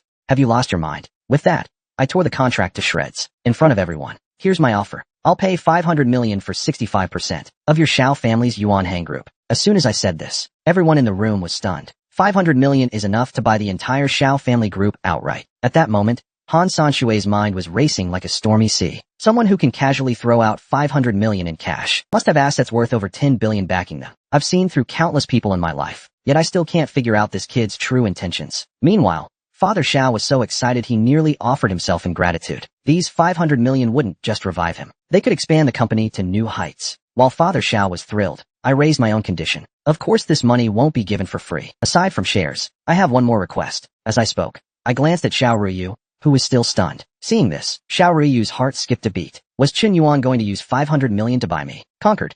Absolutely conquered. The woman I've loved for 10 years has finally been won over. I not only tore up her slave contract in person, I even offered another 500 million to buy her freedom. But hearing this, Xiao Ruiyu collapsed helplessly to the ground. She thought I would be the light in her life. But in the end, I was just like the Han family, treating her like a commodity to be bought and sold. And with that thought, tears began to stream uncontrollably down her face. But just when she was falling into despair, my next words wiped away all her doubts. My condition is that Yuan Hang Group's 60% of the shares be transferred to Xiao Ruiyu. Once the transfer is done, my 500 million will be sent instantly. Hearing this, hope rekindled in Xiao Ruiyu's eyes. My gentle words were like the key unlocking her cage. In this moment, she could finally leave the iron cage that bound her and fly free into the world, no longer anyone's pawn. With that thought, Xiao Ruiyu's tears once again streamed down her face. There truly is light in this world. Qin Yuan is my hero. At the same time, Xiao Ruiyu's affection for me soared. In just a moment, it rose to 85 points. Only 10 more points until I completely win her over. At this point, the assistant came over with the new contract. Young Master Chen, please check the new contract. If everything's okay, you may sign it. But instead, I grabbed Xiao Ruiyu's delicate hand. Ruiyu, you sign this contract. From now on, no one will control your life again. As Xiao Ruiyu signed her name on the contract, the 500 million instantly arrived in the Xiao family's account. Seeing this, Zhao's mother was beyond thrilled. Old Xiao, the money really arrived. 500 million. Father Xiao trembled as he approached me. Young Master Chen, are you sure you have no other requests? I gave a cold chuckle. Naturally not. But understand this. Your Xiao family's fate lies at my whim. If you ever force Ruiyu to do something against her will, I'll show you what true suffering means. Hearing this, Father Xiao broke out in a cold sweat in fear. Someone who could casually throw around 500 million. How could he dare offend me? Then I turned to Xiao Ruiyu behind me. Let's go. There's nothing left to linger for here. Xiao Ruiyu gave a sweet smile, then followed behind me. Just as we were about to leave, Han Sanshui, silent until now, finally spoke. Young Master Chen's generosity is astounding. Han is truly in awe. Earlier, my son was a bit rude. Please accept my apology on his behalf. I hope you won't hold it against him. At this moment, I was like a living god of wealth to him, tossing out 500 million without blinking an eye. Even the richest man in the country couldn't top that. With such overwhelming power, there's no way he'd dare go against me. But the pig-headed Han Xiaojiang wasn't having it. TCH, he hit me first. Why are you defending him? Han Sanshui immediately slapped him hard. Shut your mouth, you disgrace. Our Han family will be ruined one day by your foolishness. Under Han Sanshui's fatherly wrath, Xiao Ruiyu and I left the... Later, outside the Imperial Hotel, Xiao Ruiyu looked at me, cheeks slightly flushed. Qin Yuan, thank you so much for saving me today. I responded with a mysterious smile. It's nothing. This isn't the first time I've saved you. The white moonlight I once risked everything to protect. Now she's become an auction item in her parents' hands. She thought her life was over. But I spent 5 billion to rescue her from a prison of profit. The white moonlight was deeply moved. Just as she was about to offer herself to me, I told her, this isn't the first time I've saved you. Turns out years ago, one night, Xiao Ruiyu was riding her bike home, as usual. But not far from home, she was surrounded by several thugs. Hey little missy, we're kinda short on cash lately. Mind giving us some spare change? Or even better, just come have some fun with us. As they closed in, the more she struggled, the more excited they got. Suddenly, a figure charged at them from behind. The next second, he slammed headfirst into one of the thugs. Xiao classmate, run. He clung tightly to the thug and yelled out loud. Run now. Don't look back. Hearing that, Xiao Ru didn't dare hesitate. She turned and ran as fast as she could. But she was too panicked at the time. She never saw clearly who saved her. The thugs, furious that someone interfered, immediately started beating him. When Xiao Ruiyu came to her senses and called the police, only her mangled bicycle remained at the scene. The man and the thugs were already gone. As her memories returned to the present, tears streamed down Xiao Ruiyu's cheeks. She thought she'd never see her lifesaver again. But fate had already made the perfect arrangement. Then, With a flushed face, Xiao Ruyu asked, Chen Yuan, was that person really you? At that moment, the system sent me a prompt. Xiao Ruyu's affection level has reached 95. Congratulations, host. You've successfully turned the tables. System detects total spending of 500 million love coins. Reward, 50 million yuan. Xiao Ryu has now become the host's loyal devotee. Additionally, you receive 35 enhancement points and gold proficiency in English, French, Russian, and rare languages. Looking at Xiao Ryu's affectionate expression, I was shocked. What the? I already completed the reversal? I haven't even used half my tricks yet. With the boost from the system's enhancement points, my body was now as strong as a mini Superman. Looking at Xiao Ryu's loving gaze, my heart was filled with an emotion I'd never known before. I hadn't expected to win her over this fast, but this actually feels pretty nice. This time, I won't be just a bystander. This time, I can finally pursue her openly. This time, I won't let down the me who once chased love so desperately. As Xiao Ryu and I gazed into each other's eyes, an ambiguous atmosphere quickly filled the air. Just as we leaned toward each other, a sudden phone ring shattered the moment. When I saw the caller ID, I froze. Zhao Yuqi was calling me at a time like this. Crap. The king of flirtation just got caught by his girlfriend. But instead of getting angry, my girlfriend invited me and my first love to her birthday party. Just now, I spent 500 million to win back my first love. And just as she was about to offer herself to me, my girlfriend suddenly called. Seeing this, I totally froze again. If Xiao Ryu finds out, my innocent lover image will be destroyed. Looking at Xiao Ryu's teasing smile, I had no choice but to awkwardly answer the call. But the moment I did, Zhao Yuqi started talking nonstop. Chen Yuan, I've already moved into the villa you gave me. I've been setting up new furniture these past few days. Do you know what tomorrow is? I chuckled awkwardly. Of course I do. It's your birthday tomorrow. I've already prepared your gift. Meanwhile, at the villa, Zhao Yuqi was giving directions to the movers, while casually painting her nails. Alright, you don't need to bring an expensive gift. I invited a lot of classmates to this birthday party. I'd feel bad accepting something too lavish. Hearing that, I sensed trouble. This little girl is cutting off my path to flaunt wealth. Then who should I give this Ferrari I just bought? At that moment, Wu Xiaofei, who's been single all her life, stormed in with a painting and said furiously, Chi-Chi, stop babbling on the phone. Where should I hang this painting? Zhao Yuqi hurriedly hung up the call. Alright, I'm coming to help. As she spoke, Wu Xiaofei was stunned speechless watching her. Women in love are truly beyond saving. After she hung up, I glanced at Xiao Ruyin next to me. Strange. She didn't ask who the caller was. Well, that works too. If you're not asking, then I'll take the initiative. That way I seem more open and confident, and she won't get suspicious. Then I turned to Xiao Ruyin and said, Ruyin, a college classmate is having a birthday party. Wanna come? Xiao Ruyin propped up her chin and replied, I think I'll pass. The company contract's been signed, but I still have a lot to... Besides, they're your classmates. I wouldn't fit in. On the surface, she seemed calm and distant, but she had already seen through everything. Some questions can be asked, but don't always have answers. So why bother asking? I tried a strategy of retreat to advance. Let's see how she handles it, I said with mild disappointment. That's a pity.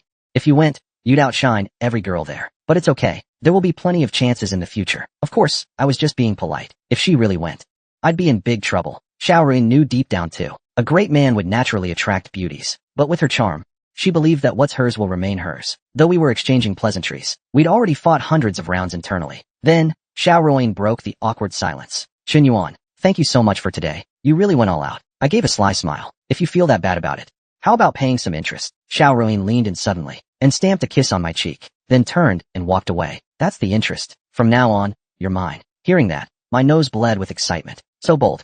I love it. What a queen. I'm into that. Today was a perfect success. Time to go back to school and enjoy some games. But just as I was about to drive off, a familiar voice called out. It was my ex-girlfriend Lin Shatong, pointing at the Ferrari in disbelief. Chen Yuan, is this your car? And just like that, the ex-girlfriend's slap moment escalated. The first thing she did was tear into her own bestie. Just because that bestie dared to go after her ex-boyfriend in front of her. Turns out just now, right after I said goodbye to Bai Yueguang, I ran into my long-lost ex, Lin Shatong. When she saw me, she was in complete disbelief. Chen Yuan, you're driving a Ferrari now? That's a car money can't buy. A global limited edition Ferrari. She had only ever seen one at a car show. Just imagine, I'm clearly not some broke loser, but a legendary tycoon. A true top-tier rich man. And just thinking about that, Lin Shatong immediately thought of approaching me to get closer. But I couldn't be bothered to pay attention to her. I simply closed the car door. Then I pressed the gas pedal to 180. I drove away amidst Lin Shatong's awkward gaze. At this moment, her best friend looked as if she suddenly understood everything. This Chen Yuan seems to be a true wealthy man. Otherwise, how could he afford a Ferrari LaFerrari? So she must have been lying before. She's much richer than Li Yuntao. Or maybe she was testing you last time. Upon hearing this, Lin Shatong's pupils widened suddenly. Right, how did I not think of that? Chen Yuan must have wanted to test my sincerity towards her, but I ended up accepting Li Yuntao's friend request in front of her. I really messed up. Shen Yuan clearly gave me a chance, but I ruined it myself. Thinking of this, Lin Shutong instantly felt regret. This is not just losing a sesame seed for a watermelon. This is clearly losing a gold bar for a sesame seed. The more Lin Shutong thought about it, the sadder she became. She immediately hugged her best friend and cried, Rue, I've missed such an important opportunity again. Do you think Shen Yuan will forgive me? Her best friend coldly laughed. Do you think she will forgive you? At this point, you have no chance left. But if it were me, maybe there would still be a little chance. Upon hearing this, Lin Shutong was suddenly startled. Lao Lu was nearby. Then she grabbed her best friend's shoulder. Rue, what do you mean by that? Are you interested in my Chen Yuan? Her best friend stopped pretending. She immediately stated, Chen Yuan is so outstanding. Any girl would like her, alright?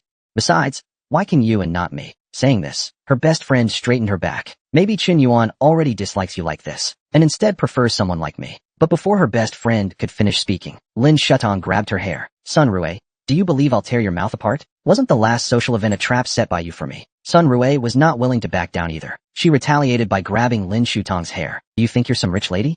Aren't you also in it for the money, driving Huang Junkai and Li Yuntao's cars? At this moment, Lin Shutong had already entered a frenzied mode. You worthless person, I will tear your mouth apart. Soon, the two of them disregarded their image and started fighting in the street. This scene attracted many onlookers taking photos. You know, girl fights are much more visually appealing than boy fights. After fighting for 2.5 hours, Lin Shutong returned to school with a dejected look. This round was a total loss. Not only did I lose my wealthy ex-boyfriend, but now I've lost my plastic friend as well. Thinking about how I'm getting better and better, the gap between us will only grow larger. Lin Shutong felt even more miserable inside. No, I can't go on like this. Otherwise, I will really have no chance left. Just as Lin Shutong was thinking about how to regain control over me, she was interrupted by a voice from behind. Little girl, stop crying. You are Lin Shutong, right? My name is Shen Shui. Are you interested in becoming an internet celebrity for our company? Looking at the business card handed over, Lin Shutong looked puzzled. Becoming an internet celebrity could help me win back my members. Shen Shui smiled mysteriously. As long as you join our company, I have a way to help you win back your members. For the sake of money, my girlfriend is willing to become a streamer, just to reconcile with me. But the first thing she did was to publicly accuse me of abandoning her online. She thought she could make me change my mind through public pressure, but I just made a phone call, and her agency was immediately banned all over the internet. At this moment, in the boys' dormitory, I was lying on the chair, thinking about what gift to give Zhao Yuqi. After all, I was just one step away from winning her over. If I pick the right gift, I might just pull off a full comeback tonight. But after thinking for ages, I still had no idea what to buy, so I decided to head out shopping. But just then, the club president gasped. Holy crap, Lin Shutong actually started a live stream. What the heck is she planning now? I immediately went over to check it out. Could she be trying to butter up a new sugar daddy live? But when I saw the live stream title, I lost my composure entirely. What the hell? My past with President Yan and Shen Hao. Lin Shutong was crying on stream while telling her story. I was President Yan's first love. He chased me for 2 years back in freshman year. At first, I thought he was just a simple guy. I didn't know he was rich, so I said yes. At first, he treated me so well. He even worked 3 jobs just to buy me a new phone. We were once so in love, so sweet. But later, he dumped me. But Shen Hao wasn't buying any of it. He thought Lin Shutong was just trying to ride President Yan's fame. If she has time to bullshit online, she should get a real job. Watching this was driving me insane. Any closer, and I'd literally explode. This shameless woman really has no limits. She left him first. Now she's acting like some poor victim? But then I had second thoughts. With Lin Shutong's IQ, there's no way she could come up with this scheme herself. Trying to use President Yan's name to draw attention, then twist public opinion to look like a victim? There had to be a mastermind behind this. With that in mind, I immediately called Baldy. Old home. Check which agency owns that Shark Live Room XXX. 2.5 minutes later, Baldy replied. Found it, President Yan. The live stream room belongs to Dreamnote Media. The legal representative is Shen Shui. When I saw that name, I instantly recalled Shen Shui's smug face when she tried to force me into her agency. Interesting. You've provoked me again and again. Do you really think I can't deal with you? Meanwhile, at Dreamnote Media headquarters, President Shun, Lin Shutong's live stream just broke 100,000 viewers. You're amazing. Shen Shui smirked smugly at the news. Watch closely and learn. This indirect attack tactic is always the most effective. Before this, she tried using President Yan's name to force me into their agency, but the CEO scolded her on the spot. Are you crazy? Shen Yuan is president, Yan the super rich. One word from him, and we're bankrupt. Are you out of your mind? Trying to recruit him into our agency? If you don't want to work here, then quit. When she learned my true identity, Shen Shui couldn't believe it. I was the same Shen Yuan, the mega whale who swept the platform in 2 weeks. But that gave her a new plan. If she couldn't recruit me, she'd go after the people around me. So Shen Shui had her assistant dig up my relationship history. When she learned I had a college ex I recently broke up with, Shen Shui, President Yin must still have feelings for her. First love is always the sweetest. If we can make his ex go viral, we might be able to calm him down. He might even respect our agency after this. Just as she was dreaming this up, her boss called. But the moment she picked up, her face went pale. What? Our company just got blacklisted across the entire internet. One phone call from a man, and the woman's influencer company went bankrupt. But instead of hating him, she started falling for him. President Yin is so dreamy, especially when he told me to get lost. Just now, to win me over, Shin Shi planned to turn my ex-girlfriend Lin Shutong into a top influencer. In her eyes, no man ever forgets his first love. She thought this would not only calm me down, but also use my fame to boost her influencer company to new heights. But it completely backfired. Her company collapsed instantly. Once I found out she was using my name for hype, I got furious. What first love nonsense? Such a big influencer company can't even do proper background checks. So I immediately posted in the Huangta group, saying I disliked a company called Zhuming MCN, and hoped my friends wouldn't deal with them at all. Ideally, they'd just vanish completely. Just 2.5 minutes later, major companies immediately announced they were cutting ties with Zhuming MCN. At the same time, they poached all Zhuming streamers with double the pay. Meanwhile, companies that had worked with Zhuming reported them for tax evasion to the authorities. In less than 2.5 hours, the tax bureau began a financial audit of Zhuming. Word quickly spread to Zhuming's headquarters. Shin Shuyi was shocked when she heard the news. What the hell? Why are we suddenly being blacklisted? And all the contracts cancelled? Before she could react, her assistant came up with a laptop. MS. Shun, major shareholders, just emailed to condemn us. As per the contract, we have to spend 100 million to buy back their shares. Shun Shuyi trembled with anger. The company doesn't even have 10 million now, let alone 100 million in liquidity. Who's the powerful force behind this? Before she could guess, court officials showed up right on cue. Shin Shuyi, your company's loan has been overdue for 6 months. The court will now enforce asset seizure. Meanwhile, the poached streamers all came to say goodbye to Shin Shuyi. Thanks for everything, Ms. Shun. We've decided to leave. Wishing you success. As if things weren't bad enough, when she tried returning to the office, security stopped her. MS. Shun, if you don't pay your property fees soon, I'll have to do things by the book. In less than half a day, a once top-tier influencer company went bankrupt. In front of the building, only Shin Shuyi and her assistant stood in the wind, dazed. Then Shin Shuyi suddenly remembered someone. This must be President Yan's doing. Only she has this kind of power in Hanqing. But why is she targeting me? Meanwhile, after seeing Lin Shudong's streaming account permanently shut down, I smiled in satisfaction. Wang Tu and Long Huang really got the job. I should treat them to a meal sometime. Then I got into my Ferrari, ready to buy a gift for Zhao Yuqi. After all, today's main goal is to win her over. Just as I stepped on the gas, a face suddenly appeared on the window, nearly scaring my soul out of my body. It was Shin Shuyi, looking pitiful. President Yin, I was wrong. I shouldn't have played tricks and upset you. Please, I beg you to spare me. I was about to tell her to buzz off, when the system sent me a successfully bound Shin Shuyi as your reversal target. Wait, what? System, don't mess with me. I'm not interested in antis at all. I sternly turned to Shin Shuyi and said, Auntie, consider this your warning. Know your place. Get lost, and don't.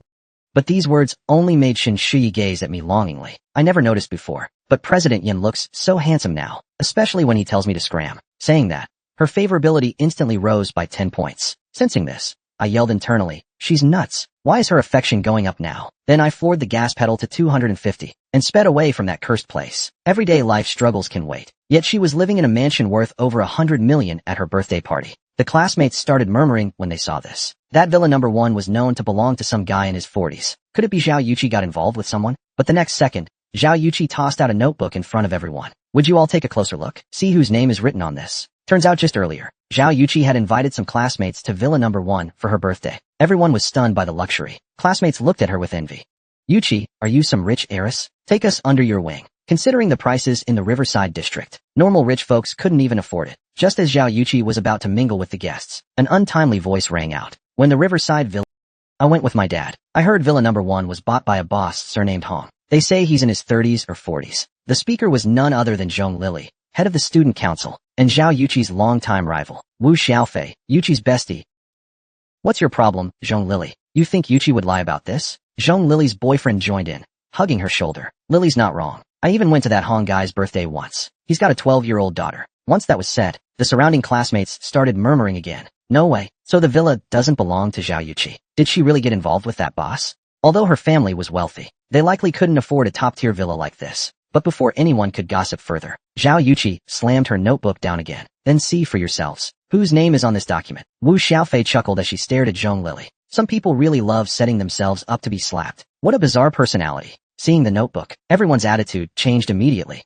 Knew it. Yuqi would never pretend to be rich just to show off. Yuchi's incredible. She achieved financial freedom before even graduating. Hearing all this flattery, Zhao Yuqi felt uneasy. Why isn't he here yet? Did something happen on the way? Meanwhile, a few hundred meters from the villa, I stepped out of the car holding a 9.9 yuan teddy bear. Zhao Yuqi invited a bunch of classmates today. I better park my Ferrari a bit further away. Can't be too flashy in front of classmates. Better avoid unnecessary trouble. But before I got far, the roar of a sports car came from behind. Next moment, a Ferrari 488 whizzed right past me. Nearly took out my spine. Soon the 488 stopped right in front of the villa. It caused quite a stir among the classmates. Look, it's Senior Tang's 488. Heard that car's worth over 4 million yuan. Senior Tang really is insanely successful. Figure slowly stepped out of the car. It was Tang Xiuwen, campus heartthrob of Lake University. Also heir to the famous Tang group in Hanqing. After hanging up a call, he noticed me walking behind him. Seeing how plain and broke I looked, Tang Xiuwen immediately wore a look of disdain. What the hell, Yuqi? You even invited some dirty rat to your birthday party? And his gift is a 9.9 yuan teddy bear. Absolutely laughable. Just then, a surprised voice came from behind us. Zhao Yuqi ran up, excited. You finally came. So late though. I was really worried about you. Even though I'm worth billions, I brought a 9.9 yuan teddy bear for the school bell's birthday. All the classmates laughed at me like I was a broke loser. After all, their cheapest gift was a 2,000 yuan watch. And the campus heartthrob gifted a 1,000,000 yuan grand piano. He thought this would win the school bell over. But the next moment, she rejected him on the spot and chose my teddy bear instead. Just before this, I ran into Tang Xiuwen at the villa entrance. Seeing how poor and dumb I looked, Tang Xiuwen immediately sneered in disdain. Is anyone allowed in here these days? Just then, a surprised voice came from behind us. Zhao Yuqi said with excitement, You're finally here. I've been waiting for you so long. Tang Xiuwen spread his arms and rushed toward Zhao Yuqi. Chi-Chi, happy birthday. But she dodged, leaving him hugging air. Then she sweetly approached me and said, Is this teddy bear for me? I love it. Everyone watching was stunned. Oh my god, the Ice Queen is melting. I gave her a 2,000 yuan watch, and didn't get that reaction. Meanwhile, Tang Xiuwen's face turned dark in an instant. He pursued Zhao Yuqi for 2.5 years, and still got nothing. Now some random loser was stealing the spotlight. At that moment, a large truck pulled up behind Tang Xiuwen. Seeing this, he smirked coldly. My chance has finally come. He stepped in front of Zhao Yuqi and said, Chi-Chi, I've got a gift for you too. You're going to love it. As he finished speaking, 3 workers unloaded something heavy from the truck. Seeing my curious expression, Tang Xiuwen sneered inside. Try stealing my girl? You're dead. I'll show you the meaning of class divide. It turns out his gift was a 1,000,000 yuan Yamaha CM6 imported concert grand piano. In his mind, there could be no better gift for the birthday girl. To him, this was perfect. Zhao Yuqi rejected it without hesitation. I like it, but this 1,000,000 yuan piano is too much. I'll transfer you the money later. Hearing this, Tang Xiuwen waved his hand. Chi-Chi, talking money is too vulgar. As long as you like it, that's enough. Then he sat at the piano. Besides this piano, I also composed a song for you. Wrote it myself. As soon as he said that, the girls around swooned. Oh my god. He's playing the piano. Ever since his Vienna solo concert last year. This is his first public performance, right? As he struck the keys, a beautiful melody filled the air. 2.5 minutes later, he stopped playing. Everyone was still lost in the music. That was amazing. Tang Xiuwen's playing is so healing. He and Chi-Chi are a perfect match. I'm all in on this ship. Zhao Yuqi walked over and praised him. Thank you for the song, senior. Your piano skills are incredible. I'm truly humbled in comparison. But just then, Tang Xiuwen turned to the guy spacing out nearby. Since you impressed Chi-Chi so much, how about showing us what you've got? To win the goddess's heart. The school hunk not only gave her a 1,000,000 yuan piano, but even wrote a Then he asked a broke nobody to play in front of everyone. He clearly wanted to embarrass me publicly.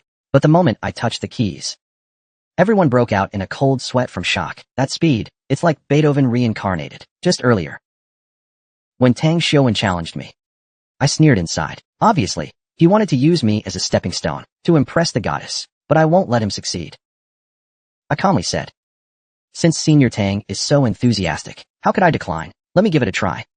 Then I'll humbly accept the invitation. Zhao Yuqi looked at me in surprise. She hadn't expected me to know how to play piano. Other classmates mocked from the side. Look at this guy. He dresses like a beggar. Play the piano? He's probably never even touched one. Hearing their ridicule, even I almost lost it. I freaking don't know how to play the piano, but I've got hacks. After all, I still had 35 enhancement points to use. Right then, the system sent a helpful prompt. Piano skill not detected. Unlock and enhance. In my heart, I roared.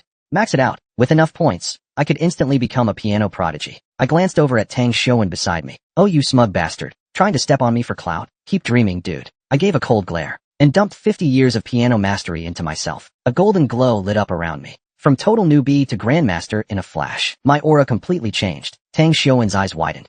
Something's off with this guy. As I raised my index finger, a beautiful melody flowed out. Hearing it, Tang Xiuan was stunned, because the piece I was playing was his own creation, Ikuan Rhapsody. No way, this is impossible. No one can memorize and perform it in such a short time. Seeing his shocked expression, I smirked.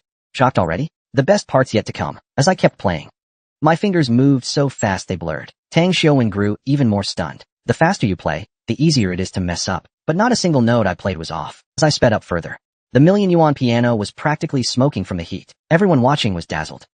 What kind of hand speed is that? It sounds like two people playing at once. No way someone not single for 18 years could do this. Then, a student suddenly gasped. Could this be the legendary Beethoven's lost singing rapping piano technique? That technique is brutal to train, requiring talent, stamina, and willpower. Miss even one, and it's impossible. But once mastered, every note hits the soul with pinpoint precision, like a relentless Gatling gun, ripping straight through your eardrums. As I slowed my fingers, the piece reached its finale. As I struck the final note, a faint mist seemed to rise from my body. The whole audience gasped in awe. They realized my piano skill had already reached a transcendent realm. It's here. It's here. The #1 school belle has finally arrived. But when I saw her face, I was shocked. I never imagined it was her. Just now, after I flawlessly replicated the campus hunk's rhapsody, no one expected the guy in basic clothes would have such piano mastery. The campus hunk who tried to step on me with piano was now slumped like a deflated ball. Then, I pulled out a Chinese cig from my pocket and placed it on the strings of the million-yuan piano. The next moment, the cig lit up on the spot. Just proves how fast I was playing earlier. The piano was practically smoking. Then I walked up to the stunned campus hunk and patted him on the shoulder. Xiuan, to be honest, your piano skills are already top tier. Keep working hard, and you'll be a great pianist someday. As I said this, under his stunned gaze, I stuffed the cig into his mouth. But you made a huge mistake. The piano is a medium to express your soul, not a tool for petty jealousy. Hearing this, Tang Xiuan stood frozen in place. So this is what a true piano master looks like. After I outshined the campus heartthrob, the surrounding classmates erupted into enthusiastic applause. So Chen Yuan was hiding such talent all along. No wonder Chi-Chi sees him in a new light. Senior Tang brought this humiliation on himself by hitting a brick wall. At that moment, Zhao Yuqi was inwardly smug. She thought Chen Yuan was only insanely wealthy, but didn't expect his artistic refinement to be 3 or 4 stories high. Realizing this, Zhao Yuqi's gaze toward me shifted. This kind of man is truly the cream of the crop. He's practically a living, breathing treasure of a guy. Under Zhao Yuqi's self-convincing charm offensive, her affection toward me skyrocketed to invincible levels. Just then, the system sent me a notification. Groveler target number 3, Zhao Yuqi. Affection toward host has broken through to 90. Invincible. Congratulations, host, on completing the reversal. Congratulations, host. Piano mastery upgraded to level 60. After Zhao Yuqi became my groveler, her eyes saw no one else, filled only with boundless love for me. Then the system sent another notification. Host cumulative spending on groveler number 3. 12 million in groveler funds. Host rewarded with 12 million. Hearing this, my hand holding the water cup couldn't stop shaking. Now I'm finally a multi-millionaire. Compared to what I spent on Su Lele, this is the biggest cashback I've ever gotten. Buying that villa was so worth it. Then I stared excitedly at the system panel. As for the 25 strength attribute points rewarded, how should I use them wisely? While I was pondering, Zhao Yuqi's gentle voice came from behind. As I turned around, Zhao Yuqi threw herself into my arms. Chen Yuan, you've given me so many surprises. Thank you. I had such a great time tonight. I gave a sly chuckle. This was the second gift I carefully prepared for you. So how are you going to thank me? Hearing this, Zhao Yuqi shyly pushed me away. Chen Yuan, you're so annoying. The campus heartthrob, watching this, felt his heart shatter into pieces. Then, with a dejected look, he realized in this battle of love, he'd lost completely and utterly. Just then, a classmate let out a shocked cry. Holy crap, Senior Qin Bingxue is actually here too. As the words fell, everyone turned to look outside. A tall, stunning figure appeared at the doorway. Seeing her clearly, I was stunned. The school's #1 campus beauty is actually her. Oh no. The school's top-ranked campus beauty has become my love rival, and the person she's vying for is none other than Zhao Yuqi, whom I just won over. Not only that, just for saying say hello to her, she labeled me a top-tier scumbag, just when I was about to lose it and didn't need to hold back anymore. The system sent me a notification. Successfully bound campus beauty Qin Bingxue as a conquest target. Groveler mission officially begins. Qin Bingxue, true to her name, is an icy beauty. She's topped Huda's campus beauty rankings for 4 years straight, and is also the student council president. But despite being a breathtaking beauty with unmatched looks, no guy in the school dares to have the slightest crush on her. That's because she's not most famous for her stunning appearance, but for her extreme hostility toward all guys. Even glancing at her for a second too long sets her off. Because of this, a rumor spread around school that this top-ranked campus beauty is probably the legendary aloof lesbian. She and Vice President Zhao Yuqi, both insanely gorgeous, have sparked tons of classmates shipping them as a couple. And the reason for all this goes back to that one incident. According to when Qin Bingxue was a child, she was kidnapped by criminals, although Uncle had arrived in time to rescue her, and she wasn't physically harmed. The incident left an indelible shadow in her heart. Since then, Qin Bingxue has harbored deep resentment toward all men. If a man so much as looks at her, he'll suffer her intense wrath. At that moment, Zhao Yuqi clung to my arm and sweetly asked, Qin Yuan, do you think Qin Bingxue is prettier, or am I pretty? As soon as she said that, my scumbag alarm went off. So I gently cupped Zhao Yuqi's chin and said devotedly, out of a sea of beauty, I choose only you. No matter how many times you ask, you'll always be the most beautiful to me. After all, someone like Qin Bingxue is an extreme case. Only someone insane would like her. I'd rather stay 100,000 miles away from her. All I want is to be a loyal puppy, not a dead one. But before I could think further, Zhao Yuqi cheerfully waved and called out to Qin Bingxue in the distance. Senior, come over here. You're late again. Hearing this, I completely lost it. What the heck? Are you trying to get me killed? Across from us, Qin Bingxue coldly replied. Sorry, Yuqi. There was a bit of traffic on the way. Then Zhao Yuqi pulled me in front of her and began introductions. It's okay. This is a member of the literature department. By now I was drenched in sweat. Talk about speaking of the devil. Still, I tried to stay calm and said, Hello, Senior Qin. I've heard so much about you. Qin Bingxue sneered and said, You were the one playing earlier, right? I heard you're quite popular at school lately, always attracting attention and flirting with multiple girls. Someone like you, talented but lacking morals, is trash, no matter how well you play the piano. Hearing this, I was instantly furious. What's her problem? Who insults someone the moment they meet, even if she's not wrong? Just then, the system suddenly gave a prompt. Loyal puppy mission activated. Qin Bingxue successfully set as a conquest target. Conquering her will earn 35 enhancement points. And the skill, combat mastery. Seeing this, I slapped the system panel to the ground. Stop acting, you dumb system. You gave me an old lady like Shin Shuyi before. Now you're giving me someone like Qin Bingxue? I only said one sentence to her, and the favorability is already at -84. How am I supposed to conquer that? Then I glanced at Qin Bingxue's stunning beauty. Am I really just a pervert? No way, absolutely not. If anyone's pervy, it's the system. This was our first meeting, for crying out loud. But she already tried to get my girlfriend to break up with me and hand over her student council president position to her. Hearing this, Zhao Yuqi looked stunned. Could the rumors be true that Senior Qin is into girls? Was she eyeing me all along? Turns out just now, with the arrival of Senior Qin Bingxue, Zhao Yuqi's birthday party was nearing its end. As the night deepened, I slowly brought out a 2-tier cake, while classmates sang the birthday song. Seeing this, Zhao Yuqi closed her eyes and silently made a wish to the cake. After she made her wish, the classmates all clapped and cheered. I helped slice and distribute the cake. As Zhao Yuqi passed out pieces to classmates, Qin Bingxue quietly approached her. Yuqi, do you have a moment to step outside? I have something important to tell you. Zhao Yuqi looked confused. Did Senior Qin have something serious to say? Soon, the two were out on the villa's balcony. Without delay, Qin Bingxue said directly, Yuqi, I know you're close with Qin Yuan, but I really think you should keep some distance from him. Qin Yuan is without a doubt a huge scumbag. From what I know, he's been entangled with at least 3 or 4 girls. I don't want you to get caught in the emotional vortex of that scumbag and end up getting hurt. Besides, I'm about to graduate soon. I plan to hand over the position of student council president to you. Narration. Zhao Yuqi covered her mouth in surprise. What? The senior actually wants to give me the president position voluntarily? You have to know, she and the like fire and water as president and vice president of the student council. And now, because she's graduating, she wants me to take over as president? That's unbelievable. After analyzing the situation, Zhao Yuqi came to a conclusion. That is, the senior is truly as rumored, into girls, and has had her eyes on her for a while now. Thinking this, Zhao Yuqi quickly waved her hands in refusal. Thank you for your kindness, senior. I've always respected you like a senior I look up to. As for the student council president position, I'm not competent enough for it at the moment. And besides, Qin Yuan isn't like what you think of him. But before Zhao Yuqi could finish speaking, Qin Bingxue suddenly stepped up to her. Love truly blinds people. Just look at you now. Where's your usual self-discipline and grace? The demeanor of a student council officer? She thought those words would awaken Zhao Yuqi. But instead, she shyly replied, Senior, I've actually been wanting to resign from the student council. That way I can spend more time with Qin Yuan. Upon hearing that, Qin Bingxue scolded angrily. Foolish. How can you be so muddle-headed? How can you abandon your sense of duty and ambition just for some scumbag?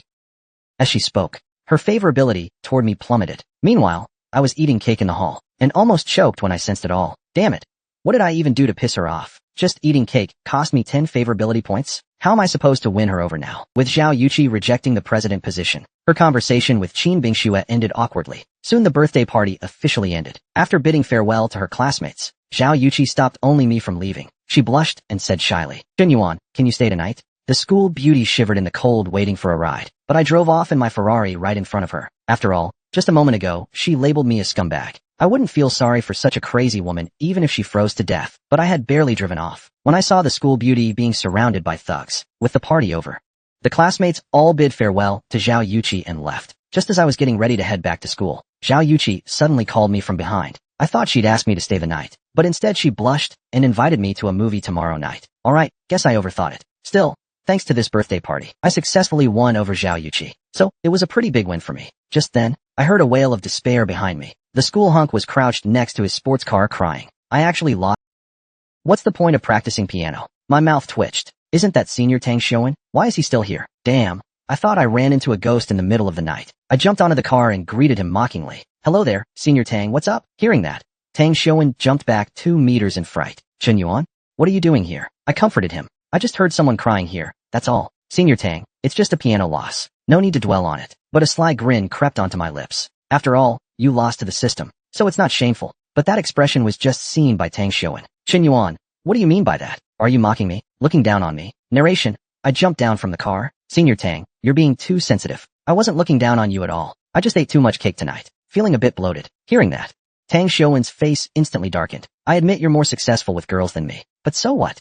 It's not your place to pity me. He puffed out his chest, showcasing all sorts of inspirations, flaunting my family background, wealth, and status. A poor loser like you couldn't catch up to me, even in a rocket. Then he pulled out the keys to his Ferrari 488. He opened the door of his Ferrari LaFerrari. Seeing this, Tang Shoen was so excited he crushed his car keys. As the top-rich second-generation heir in Hanqing, he naturally recognized this as a global limited-edition Ferrari supercar. Then he fell to the ground, letting out a heart-wrenching scream. Why is this happening? Wearing cheap street clothes, but driving a Ferrari LaFerrari. The heavens must be blind. Meanwhile, sitting in the car, I was thinking, what movie to watch with Zhao Yuqi tomorrow? Should we see the newly released Wolf Warrior 8, or The Wandering Moon 9? At that moment, a figure suddenly appeared ahead on the road. Isn't that Senior Chin? Is she waiting for a ride alone? In this season, the temperature difference between day and night is huge. Dressed so lightly as she is, she'll definitely catch a cold if this continues. Thinking of this, I immediately floored the gas pedal to 250 kilometers per hour. With a whoosh, I sped past her. None of my business. Let this goddess freeze to death for all I care. Go ahead and drop my favorability by another 5 points. But just as I sped out 2.5 meters, the scene in my rearview mirror truly shocked me. A few thugs had surrounded Qin Bingxue. Xiaohua was being bullied by 300 big men. The bald thug leader was practically drooling over Xiaohua. But unexpectedly, Xiaohua turned out to be a martial arts champion. With just one kick, she easily took down the bald thug. It turns out, just moments ago, after attending a birthday party, I was heading home. But I noticed Xiaohua being harassed by a group of thugs. What a juicy drama to watch. So I immediately went over to spectate. At this point, the thugs had completely surrounded Qin Bingxue. A beauty all alone, huh? It's dangerous out here this late at night. Want us brothers to escort you home? As he spoke, the bald thug pulled Qin Bingxue into his arms. Free bodyguard service. But well, you've got to play some games with us. Seeing this, Qin Bingxue immediately slapped away the bald thug's filthy hand. She angrily shouted, "What do you think you're doing in broad daylight? Keep this up, and I'll call the police." Hearing this, the thugs burst into wild laughter. In this dark, windy night, you can scream your lungs out, and no one will come to save you. The bald thug flashed a sleazy grin. This chick's got some fire. I like it. But the next second, the bald thug's expression twisted in pain. He let out a gut-wrenching squeal like a pig. It turns out Qin Bingxue had landed a devastating kick to his groin. The blow hit the bald thug right in his weak spot. Seeing this, the other thugs were dumbfounded. "Brother Biao, are you okay? Brother Biao, you alright?" The bald thug, enduring the pain, roared in fury. "Alright, my ass. Hurry up and tie that damn woman up." Hearing this, Qin Bingxue quickly pulled back her leg. Then she sprinted toward the road ahead. Under the bald thug's orders, the other thugs all chased after Qin Bingxue. As the thugs got closer and closer, Qin Bingxue couldn't help but curse inwardly. What a bunch of filthy scumbags. If there weren't so many of them. With my martial arts skills, I could have beaten them until they didn't recognize their own mothers. Qin Bingxue was so focused on escaping that she didn't notice the person watching the drama ahead. She crashed right into me. Though I really didn't want to get involved. Out of classmate courtesy, I still asked, "Senior, do you need my help?" When Qin Bingxue realized it was me, she was momentarily stunned. Didn't Chen Ran just drive off? But before she could think further, the thugs quickly caught up. They surrounded both of us. Then the bald thug stepped forward, pointing at Qin. "You damn woman. Keep running, why don't you? Today, I'll show you what a real man is." Qin Bingxue's face darkened. Men really are all trash. Especially this Chun Yuan. If he hadn't suddenly shown up, I would have escaped already. What a useless guy who only makes things worse. At this point, I stepped forward and calmly said, Alright, you guys, that's enough. A bunch of men bullying a defenseless woman. Have you no shame? I'll give you 2.5 minutes to leave. The bald thug strutted forward arrogantly. You little punk wanna play hero? Haven't you heard of your brother Biao in these streets? But 2.5 minutes later, the bald thug and his crew were all sprawled on the ground. After all, with my enhanced physical attributes, these small-time thugs were no match for me. Then I turned to Qin Bingshuo beside me. Senior, are you okay? But before I could finish, Qin Bingshuo's favorability toward me dropped another 5 points. Her favorability toward me had now plummeted to -95. Seeing this, I was petrified and furious. Qin Bingshuo, what's your deal? Even a stranger would show some gratitude. Who's this sour face for? I risked my life to save the school beauty from thugs. And you're here acting like I'm staging a hero saves damsel cliché? You're just making me sick. It turns out, just moments ago, after I took down 300 thugs to save Qin Bingshuo, I thought she'd at least raise her favorability toward me a bit. But instead, she gave me a cold, disdainful look, and her favorability toward me dropped to rock bottom. Seeing this, I was absolutely livid. Big sister, fine, you don't want to raise my favorability, but why is it dropping? With a -95 favorability, am I no better than garbage in your eyes? Looking at the thugs scattered on the ground, Qin Bingshuo remained completely cold. Xinyuan, do you think this is fun? You don't actually believe I'm as gullible as other girls, do you? She pointed at the thugs on the ground. I'm just waiting for a ride, and I run into a bunch of trash, and you just happen to show up in time to play hero? Then Qin Bingshuo strutted up to me in her high heels. Xinyuan, are you overestimating your intelligence, or underestimating mine? Qin Bingshuo grew angrier as she spoke. Chi-Chi gave up her position as student council president for you. But here you are, scheming to hit on me. Xinyuan, give up on that dream. Scum like you only makes me sick. Watching Qin Bingshuo's back as I was completely stunned. I should have just stayed on the sidelines eating popcorn. Why did I have to step in and help? This woman's imagination is bigger than a black hole, and she's got some serious persecution comp. Every guy she meets, she thinks they're out to get her. But how could I let someone slander my noble character like this? So I immediately called out to Qin Bingshuo. Senior, let me explain. No, senior, hear me out. But Qin Bingshuo didn't give me any chance to explain. She just said coldly, don't waste your time with pointless explanations. I hope you'll behave yourself and treat Chi-Chi well. Play any more tricks, and I'll end you. Watching Qin Bingshuo's retreating figure, I stood there, completely dumbfounded. What a self-righteous woman. At that moment, the bald thug I'd knocked out started to wake up. But the next second, a size 48 foot slammed into his face, and I roared. Damn that woman. If I ever step in to help with something like this again, I'm a dog. With that, I stormed off in a huff. I felt like I stepped on something just now. But whatever, forget it. 2.5 hours later, I returned to the school gates, but I was still fuming. What a damn awful day. The more I try to stay calm, the angrier I get. The more I back off, the more pissed I become. That damn woman. I gave her too much credit. Just then, my phone suddenly rang. Seeing the caller ID, I was shocked. It was my white moonlight, Xiao Ryu, calling. What could she want this late at night? On the other end, Xiao Ryu's gentle voice said, Xinyuan, are you free tomorrow? There's no class tomorrow, and I'd like to invite you to a movie. At that, I broke out in a cold sweat. What a coincidence. Xiao Yuqi also asked me to watch a movie tomorrow. What should I do? Whenever I think of a solution, Xiao Ryu shyly says, this is my first time asking someone to a movie. You can't reject me, okay? Hearing this, my face darkens instantly. In that case, the capable should take on more. Same day. At worst, 1 in the morning, 1 in the afternoon. A beauty sneaks into my Ferrari, pretending to get in the wrong car to meet me. But I reject her, saying I don't have a phone. The beauty storms off angrily, only to run into my good brother. Du Xiaoya. Didn't you say you were going to the hospital to accompany your mom? Why are you in my brother's car? Just moments ago, the school beauty and my dream girl both asked me to watch a movie tomorrow. Smartly, I decided the capable should take on more, choosing 1 for the morning and 1 for the afternoon. But just then, my good brother Lu Wenjia comes crying to me. Unzi, I got rejected by a girl for a movie tomorrow. I already bought the tickets. Will you go with me? Hearing this, I instantly get a headache. Plans really can't keep up with changes. I thought watching 2 movies tomorrow was enough, but now it's turned into 3. So, early the next morning, drive to the school gate early, waiting for my good brother. But this guy is worse than a girl, making me wait 2.5 hours with no sign of him. But no choice. He's my good brother.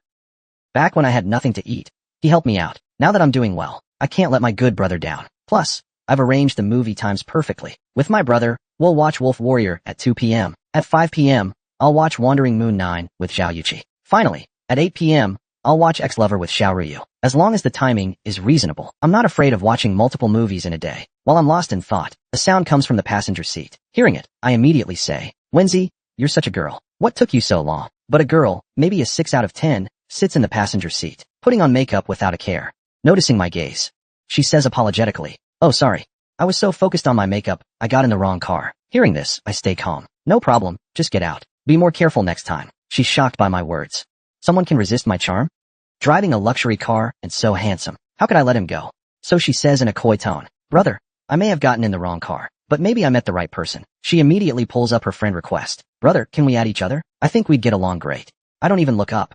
Sorry, I don't have a phone. Xiaoya, I've seen plenty of women like you. Us Sigma men will never fall into a woman's trap. Seeing my cold attitude, she angrily storms out of the car, only to run into my good brother Lu Wenjia. Du Xiaoya, didn't you say you were going to the hospital to accompany your mom? Why are you in my brother's car? Seeing this, I sense trouble. Could this be the woman who rejected my brother's movie invite? Thinking this, I get out and say, Wenzi, let me explain. It's not what it looks like. But Lu Wenjia is furious. I know you two are complete strangers, right? Right? He points and says, Du Xiaoya, you saw my brother's Ferrari and tried to hit on him, but he wasn't interested and told you to get out. You two have no relationship. You were just shamelessly clinging to him. Am I right? I nod furiously over 200 times, as expected of my good brother. He gets it.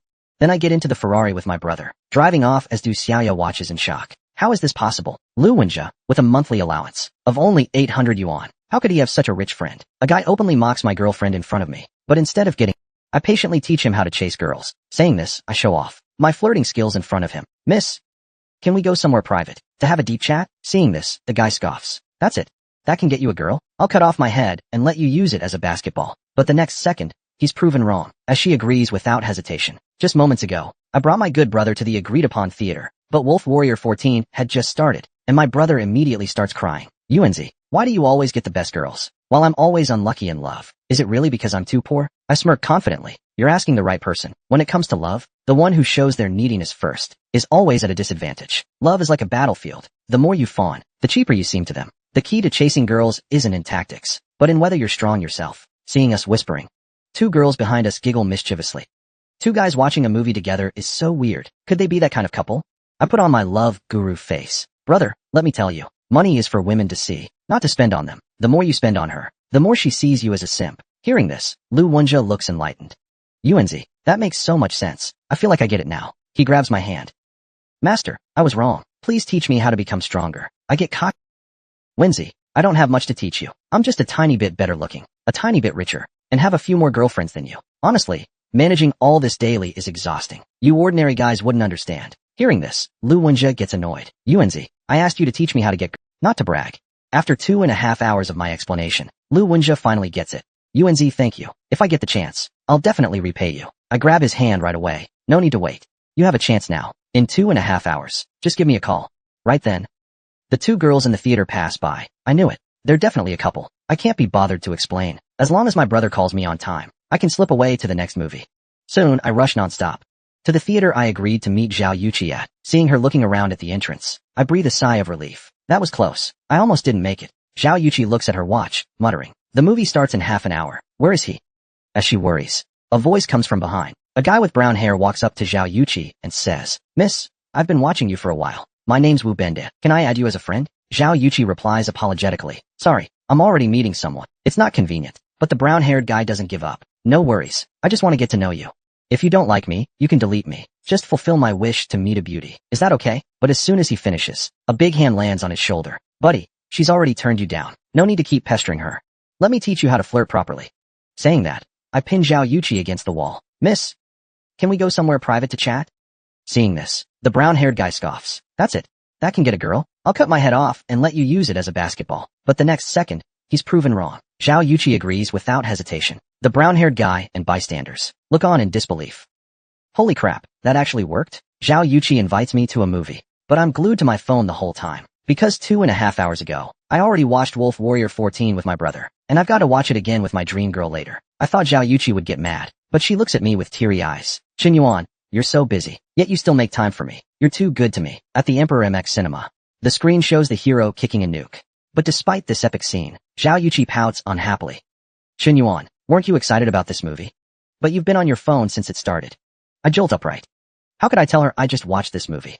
I even know how many nose hairs the hero has, so I quickly make up an excuse. No, it's just that family business has been hectic lately. Dealing with it's giving me a headache. Hearing my explanation, Zhao Yuqi instantly feels bad for me. Yeah, Xin Yuan has a huge family empire to inherit. The pressure must be immense. Then Zhao Yuqi starts overthinking. Us normal folks can live carefree, but he has to bear so much. Others only see Chun Yuan's dazzling skills, but not the tears he's shed behind the scenes. As an heir to a big family like his, he must have been trained in everything since childhood. From music, chess, calligraphy, and painting, to singing, dancing, and rap. An ordinary person would have given up long ago. But Chun Yuan never complains to anyone, silently carrying his family's legacy. Lost in thought, Zhao Yuqi sheds tears of regret. I'm such a bad girl. Chun Yuan's already so stressed, yet I selfishly take up his precious time to watch a movie with me. I'm awful. Zhao Yuqi gets more emotional, suddenly grabbing my hand. Caught off guard by her touch, I freeze. Why is she getting handsy out of nowhere? But when I turn to look, Zhao Yuqi's staring at me with I'm completely stunned. Lady, come on. This is an action flick, not a romance. Why are you so moved? The movie time flies by. Zhao Yuqi asks considerately. Chun Yuan, it's so late now. Are you hungry? Want to grab some food? How could I agree? I've got another movie to catch. As I'm about to make an excuse, my phone suddenly rings. Seeing it's Lu Wenjia, I smirk slightly. That's my brother. This call's right on time. So I answer, calmly asking, Wenjia, what's up?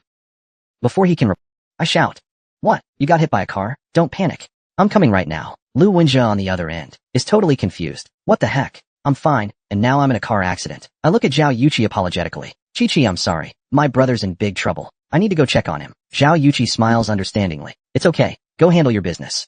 Watching me walk away, Zhao Yuqi's touched. He's such a loyal, righteous guy. Once I'm in my Ferrari, I pull out my phone. I've still got time for the next movie. I'm such a genius. My dream girl, who I've loved for 10 years, finally let me stay at her place. But while I was showering, she found the 4 movie tickets in my pocket. Seeing this, my dream girl trembled with anger. Did he go to the movies with other girls too? Just moments ago, after watching the second movie with Zhao Yuqi, I rushed nonstop to my dream girl's neighborhood. Seeing Xiao Ruoyu's message, asking me to wait 2.5 minutes, I rubbed my nose bridge wearily. Finally, just one last movie left. This day's been more exhausting than a war. I'm never juggling multiple plans like this again. While I'm lost in thought, Xiao Ruoyu's sweet voice comes from behind. Chun Yuan, sorry, you must have waited a long time, right? Seeing her casual outfit, I can't help but stare. No wonder she's every guy's dream girl in high school. Whether it's a fierce CEO vibe or a laid-back student look, she pulls off every style effortlessly. Even though we've only met a few times recently, every time I see her, my heart still skips a beat. Just then, Xiao Ruoyu flashes a sweet smile. What are you spacing out for? Let's go. The movie's about to start. I snap back to reality. Right. Gotta focus on the main event. If this date goes well, maybe things with Xiao Ruoyu can go to the next level. Then I watch Wolf Warrior 14 again with Xiao Ruoyu. Unlike the last 2 times, I'm totally into it this time. Is this what love feels like? After the movie, I take Xiao Ruoyu to a nearby barbecue joint. We eat barbecue and chat about high school memories. Before we know it, it's already midnight. Seeing it's getting late, I drive Xiao Ruoyu back to her neighborhood. Xiao Ruoyu says with a slight blush, Chun Yuan, thanks for hanging out with me so long. I had a lot of fun tonight. It's late. You should head back and rest. But as Xiao Ruoyu turns to leave, I call out to her. I'm a bit thirsty. Can I come up for a glass of water? Xiao Ruoyu freezes on the spot. She's never brought a guy home before. But she doesn't refuse. After drinking water at Xiao Ruoyu's place, I said it's too late now. Why don't you stay over tonight? The thought of letting a guy stay over at her place made Xiao Ruoyu blush uncontrollably. What if Chun Yuan makes that kind of request later? What should I do? But if it's him, maybe it's not entirely impossible. But the next second, Xiao Ruoyu buries her head in a pillow. Ugh, Xiao Ruoyu, what are you even thinking? While Xiao Ruoyu is lost in her thoughts, a few tickets in my pocket catch her attention. But when she sees they're 4 movie tickets, she freezes in place. Why are there so many movie tickets? Did he go to the movies with other girls too? 1 second, my first love wanted me to stay over. But the next, she's yelling at me to get out of her house. All because we went to the movies together. But I had 4 movie tickets in my pocket. Faced with this situation, I let out a cold smirk. Everything was within my expectations. Just moments ago, after arriving at Xiao Ruoyu's house, I eagerly washed up to be squeaky clean. But when I returned to the living room, sight before me shocked me. The 4 movie tickets that were in my pocket were now lying quietly on the coffee table. Before I could explain, Xiao Ruoyu said with a grim face, Chun Yuan, what's with the 4 movie tickets in your pocket? Did you go to the movies with other girls today, besides me? If you don't like me, you could have rejected me. But why did you barge into my life and then go on dates with other girls? Have you ever considered my feelings? I said softly. Ruoyu, let me explain. It's not what you think. But before I could finish, Xiao Ruoyu pointed and shouted, Chun Yuan, get out of my house now. I never want to see you again. As she spoke, her affection for me dropped from 95 to 75. Faced with this, I was trembling with excitement, because I had anticipated all of this. Now it was time to pull out the big move. I said with a disappointed look, Ruoyu, so in your heart, I'm that untrustworthy? Just a few movie tickets, and everything I've done for you means nothing? Hearing me argue, Xiao Ruoyu grew even angrier. Didn't you go on dates to the movies with other girls? Or was it with guys? I smirked.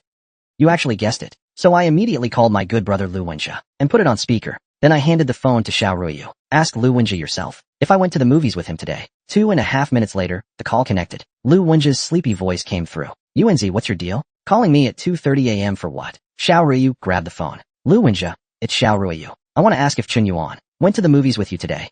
Lu Wenjia replied without thinking. Yeah, we watched Wolf Warrior 14 together. I was going to ask Du Xiaoya to go, but she rejected me, so I dragged Yuanzi along instead. Then the next second, Lu Wenjia, no longer sleepy, snapped awake. Isn't this Yuanzi's phone? Why do you have it? It's so late. Could you two be soon? Lu Wenjia's heartbroken roar came through. Chun Yuan, are you even human? How are you with Xiao Ruiyu? I don't believe it. I refuse to believe it. After hanging up, Xiao Ruiyu's expression wavered. Did I really misunderstand Chun Yuan? No, wait. What if they planned this? Thinking this. Xiao Ruiyu called Du Xiaoya. To her surprise, Du Xiaoya's story matched Lu Wenjia's exactly. She even regretted rejecting Lu Wenjia's invite after learning the truth. Xiao Ruiyu was about to apologize, but I cut her off. Done checking? Want to check my phone's payment records too? Before she could respond, I turned and said, Xiao Ruiyu, I'm really disappointed in you today. Seeing this, Xiao Ruiyu immediately apologized. Chun Yuan, I was wrong.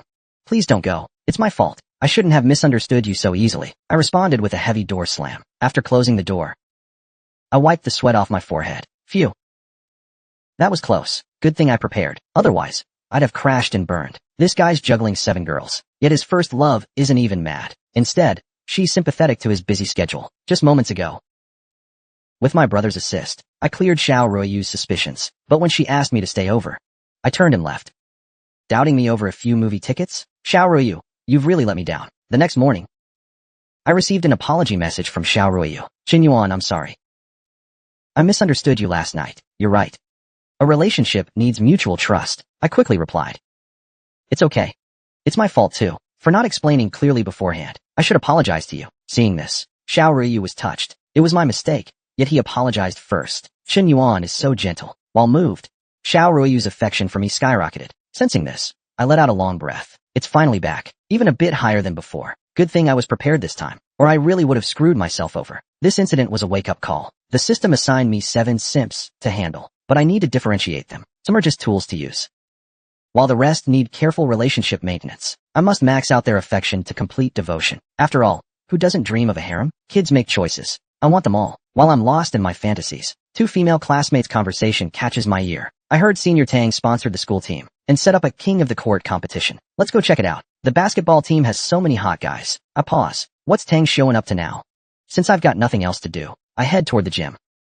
The gym is already packed. 2 teams are locked in a fierce match. A crowd of fangirls cheers wildly on both sides. Senior Tang, you got this. Senior Tang, I want to have your babies. Seeing this, it hits me. So Tang Xiuan set up this competition, just to show off. Just then, Su Lele and Lin Shutong spot me in the crowd. Lin Shutong is about to greet me, but Su Lele has already vanished from her side. The next second, Su Lele appears beside me.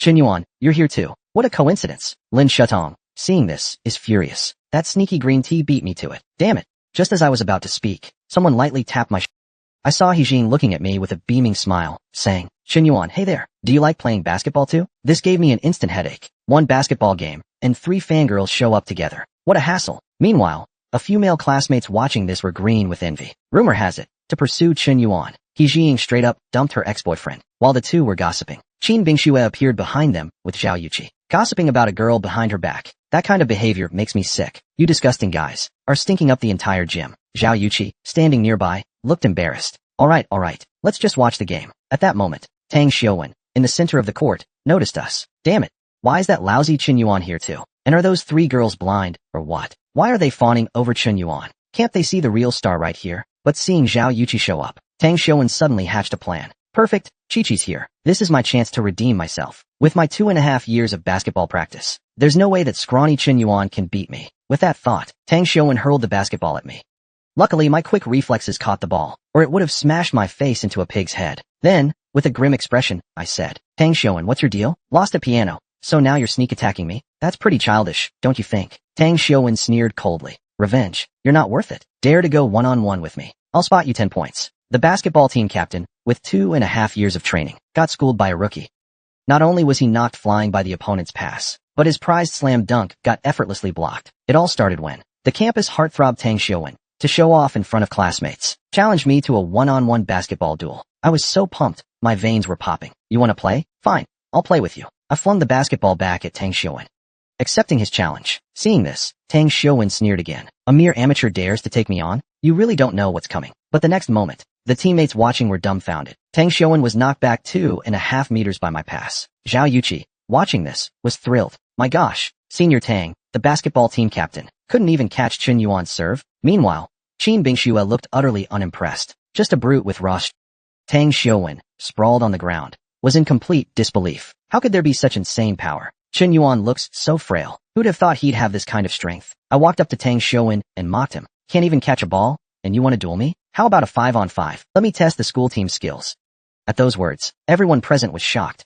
No one believed an amateur like me could lead a team to beat the trained school team. Tang Xiuwen even thought he'd misheard. Every player on the court, including the referee, was his ally. This wasn't a 5-on-5. It was practically 1 against 9. With that thought, Tang Xiuwen flashed a sinister grin. Chen Yuan, you're lighting a lantern in a latrine. You're done for. With the referee's whistle, the 5-on-5 showdown officially began. Tang Xiuwen took the lead, dribbling for a breakthrough. A mere basketball rookie. Watch me crush you. I'll stomp you into the ground and show Chi-Chi who her true destined man is. Meanwhile, I was boxed in by 3 players in a triangle formation, completely trapped. Seeing this, I smirked coldly. I knew full well the players on the court were his moles. Teammates? Who needs them? I alone am an army. My basketball skills may suck, but I've got a cheat code. I immediately had the system boost my skills by 30 years. Tang Xiuwen, basking in the crowd's cheers, was smug. This was the perfect moment to show off his moves. Let me end this with a slick dunk. Tang Xiuwen leaped forward, soaring for a stylish slam. But the next second, he froze. Out of nowhere, a big hand appeared in front of him, swatting the basketball out of his grip. The crowd was stunned speechless. Tang, the basketball pro, got blocked by Chen Yuan. This was unbelievable. The 3 players boxing me in were gobsmacked. What the hell? Chen Yuan was right here. How'd he vanish? Tang Xiuwen stared in disbelief. Impossible. No way. This has to be an illusion. No one at this school can block my shot. I walked up to Tang Xiuwen with the ball, smirking. My turn now. Senior, you better get ready. But before I could finish, the referee behind me blew the whistle and flashed a yellow card. My face darkened instantly. What the hell? Tang Xiuwen, have you no shame? You're even rigging the referee? This was clearly a 1 against 9 rigged game. Yet one man turned the tide single-handedly. The crowd, watching this, was moved to tears. This is true sportsmanship. Just moments ago, the campus heartthrob's prize dunk was easily blocked by me. But then, the referee pulled out a yellow card and blew a dirty whistle as the free throw sank into the hoop. Tang's school team took the lead with 1 point. No matter how well you play basketball, the referee's on my side. I can call a foul. Think you can beat me? Chen Yuan, you're too naive. The crowd outside started murmuring. There was clearly no foul. Why is the referee blowing the whistle like that? Is he rigging the game? It's just a friendly match. This shamelessness is embarrassing our school. Tang Xiuwen's despicable tactics finally ignited my fury. I can tolerate your cheating, but I won't let you insult the spirit of sports. In the next 2.5 minutes, I'm gonna crush you, you scum. As the referee blew the whistle again, I broke through Tang Xiuwen's defense with the ball. Tang Xiuwen was stunned. What kind of speed is that? Before he could react, I'd already leaped high with the ball. Then, under everyone's gaze, I nailed a perfect dunk. As the game went on, I broke through time and again, widening the score gap. Seeing the score pull further apart, Tang Xiuwen yelled at his teammates, hurry up and box him in. Foul him if you have to. Then he pointed at the others, shouting, and what are you lot doing? Subtitle missing in original. I clutched the ball and leaped high from the spot. The opposing players were stunned. Holy crap, what kind of vertical? While they were in shock, I launched an ultra-long-range 3-pointer. Seeing me score so fiercely, both teams' players and the referee were frozen in place, knowing this was a rigged game.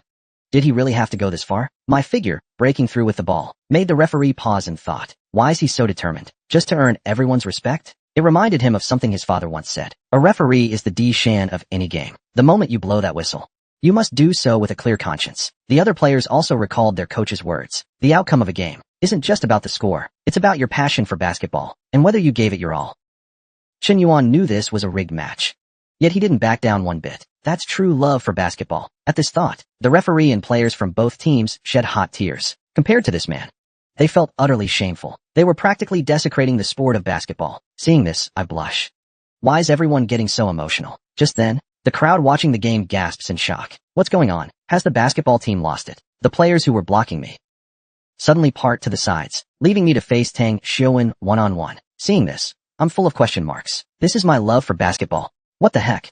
Is this some new tactic? Zhao Yuqi, watching from the stands, explained the reason. Chen Yuan's strategy of winning through virtue left everyone in awe. This is true sportsmanship. But Tang Xiuwen, witnessing this, was dumbfounded. What are you all doing? Don't you want to get paid? A man faced a sneak attack during a basketball game, but the one injured wasn't him. Instead, the campus heartthrob who pulled the stunt broke his hand. It all happened just now, under my display of sportsmanship, winning through virtue. All the players and the referee were deeply moved by me. With no more rigged calls from the referee or interference from the opposing team, I quickly stretched the score to 60-2. Then I said coldly, Tang Xiuwen, you've disgraced the sport of basketball. All the humiliation that follows is on you. With that, I dribbled at lightning speed and charged toward Tang Xiuwen. Tang Xiuwen's face darkened, with only 2.5 seconds left in the game. If he could block this final shot, he wouldn't completely lose face. With that thought, Tang Xiuwen used every ounce of strength to stop my advance. Just as I was about to force a breakthrough for a dunk, Tang Xiuwen, below me, let out a sinister grunt. Qin Yuan, you brought this on yourself. Get ready to spend some time in the hospital. With that, he threw a dirty elbow aimed at my waist. But the next second, a crisp snap of breaking bone came from his right hand. Tang Xiuwen collapsed to the floor in agony. How is this possible? Is Qin Yuan's waist made of iron? Amid Tang Xiuwen's wails, I slammed down a thunderous dunk to end the game. The crowd erupted in deafening applause. Zhao Yuqi's favorability toward me soared to 96 at that moment. And that's not all. Lin Shutong and Su Lele, watching from the sidelines, had their favorability toward me hit 97. What surprised me even more was that He Jing, whom I'd only met a few times, saw her favorability toward me spike to 95. She became one of my fangirls. As the game ended, I looked coldly at Tang Xiuwen, kneeling in pain on the floor. Be it skill or character, Tang Xiuwen, you're unfit to be the school basketball team captain. You're even less fit to disgrace the sport of basketball, competing on the same court as trash like you. By now, the girls in the crowd were going wild. Qin Yuan's dunk was so cool. He Jing, holding a bottle of water, was looking around. Where'd Qin Yuan go? At that moment, Zhao Yuqi, also holding a bottle of water, was searching for me too. Soon, Lin Shutong and Su Lele, with the same idea, ran into them. The scene turned awkward in an instant. Meanwhile, after the game, I bolted out of the gym at the first chance. Good thing I'm quick on my feet. Or just choosing whose water to drink could have sparked a major incident. Back at the dorm, I treated myself to a nice, hot shower. As I kept winning over school beauty level girls, the system's attribute point rewards made my physique even more perfect. Just then, my phone pinged with a friend request from a guy named Passionate Playboy in the meme group. I casually approved the request. The guy, Passionate Playboy, got straight to the point. Boss Yin, want a wife? I was floored. What the heck? Sure, I've bought cars and houses in the group. But a wife? Never done that. Accused of being a homewrecker, a female celebrity faced a 30 million yuan penalty. She thought her life was over, but her brother found Gao Xinying was once among the top 4 rising actresses. At just 22, she won the Silver Award. Her future seemed bright. Until she was exposed as a homewrecker, breaking up a family. Gao Xinying got swept up in a storm of scandals. Her public image tanked, and she faced a 30 million yuan breach of contract penalty. Though Gao Xinying was the heiress of the Gao Group, the group had been struggling in recent years. This 30 million in liquid funds could cripple the Gao Group. Gao Lang, the second son of the Gao Group and Gao Xinying's brother, specifically sought me out, hoping I could help resolve their family crisis. After hearing the whole story, I took a sip of plain water.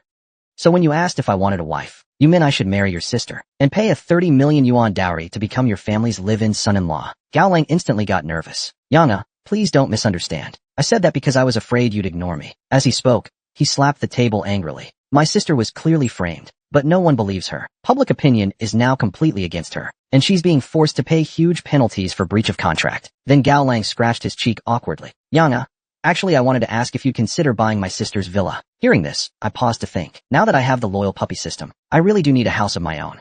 And considering that Gao Xianying is a top celebrity who spends like crazy, if I can bind her as my conquest target and succeed in conquering her, I'll be swimming in cash in no time. Thinking that, I slowly put down my PS5 controller, then looked seriously at Gao Lang. As your future brother-in-law, find a time when I can meet your sister. I'll check out the house while I'm at it. Hearing this, Gao Lang happily pulled out his phone. Yana, you really are just as generous as I'll set up a time for you.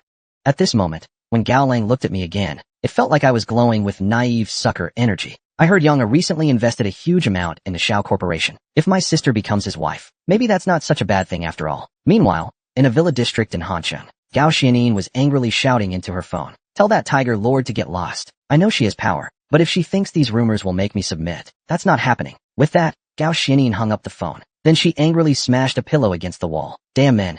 Still trying to use these dirty tricks to get me? Dream on. But the thought of paying 30 million in penalties made Gao Xianying collapse onto her bed. She just wanted to be a simple actress. Was that really too much to ask? Just then, her phone rang again.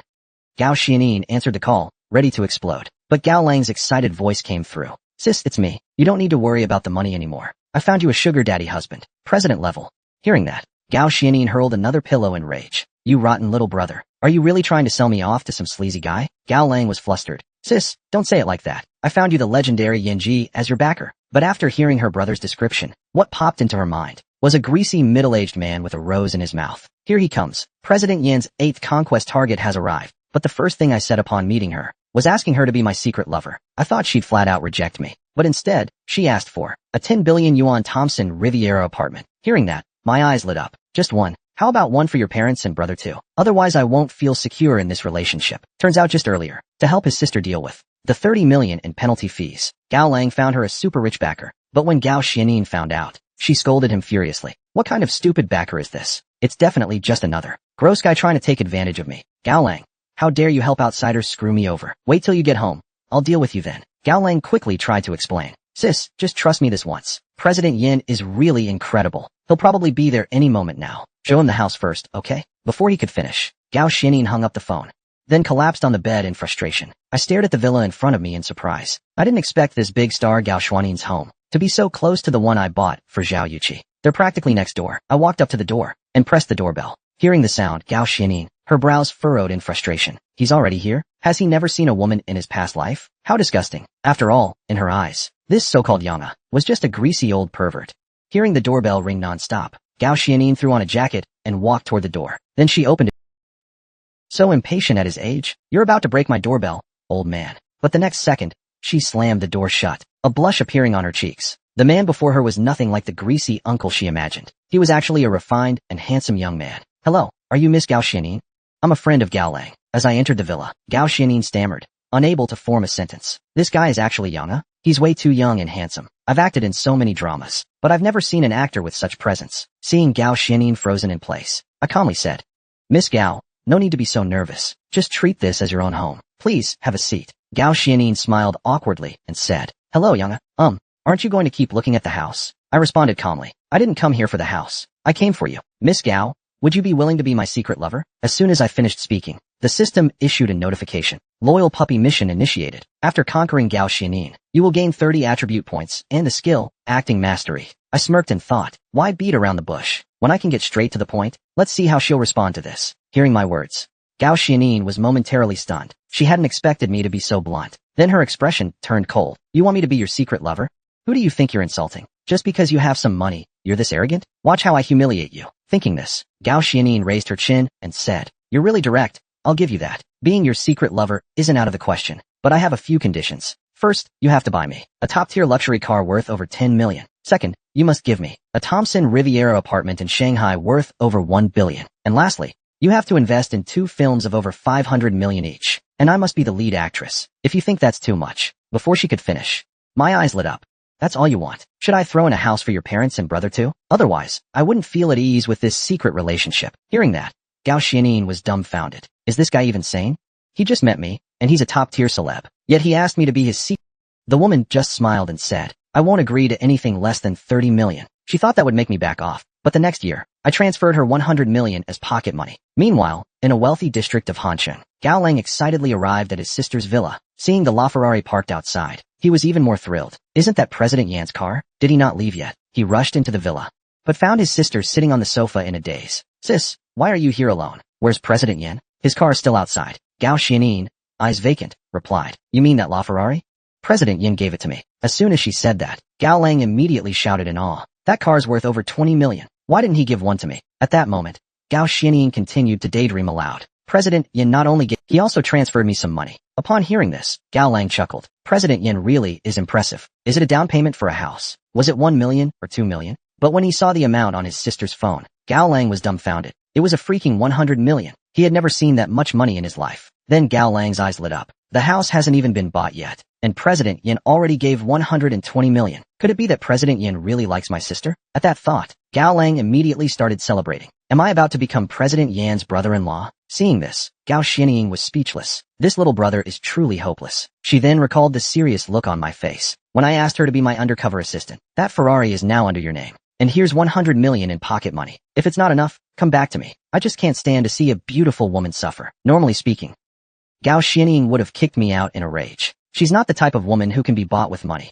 But this time, not only wasn't she angry, she accepted my offer without hesitation. As she kept thinking about it, her cheeks suddenly flushed. This guy gave the money so cleanly and directly. And from start to finish, he never laid a hand on me, never made any inappropriate requests. Instead, he was quite the gentleman. Come to think of it, maybe he's not a bad guy after all. With all her thoughts spinning, Gao Xianying's affection for me rose by 20 points. Meanwhile, at Huda University's campus, a bunch of seniors were busy taking graduation photos. Qin Bingxue was still trying to convince Zhao Yuqi. Yuqi, Qin Yuan really isn't a good person. You should stay away from her while you can. Once graduation passes today, I won't be able to protect you anymore. Zhao Yuqi smiled and waved her hand. Senior, you've misunderstood her. Qin Yuan really isn't like what you think. But Qin Bingxue frowned slightly. You saw it at the basketball game. So many girls brought her water. That alone proves she's a heartbreaker who plays around. But hearing that, Zhao Yuqi blushed slightly. Of course I saw that, senior. But Qin Yuan didn't accept water from anyone and just left. She handled it well.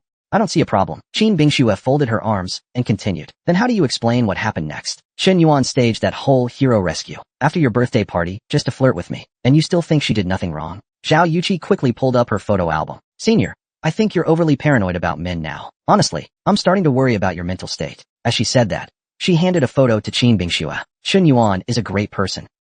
She even has a strong sense of justice. That wasn't the first time she stepped up. And anyway, she had no idea you'd show up that day. She couldn't have staged it.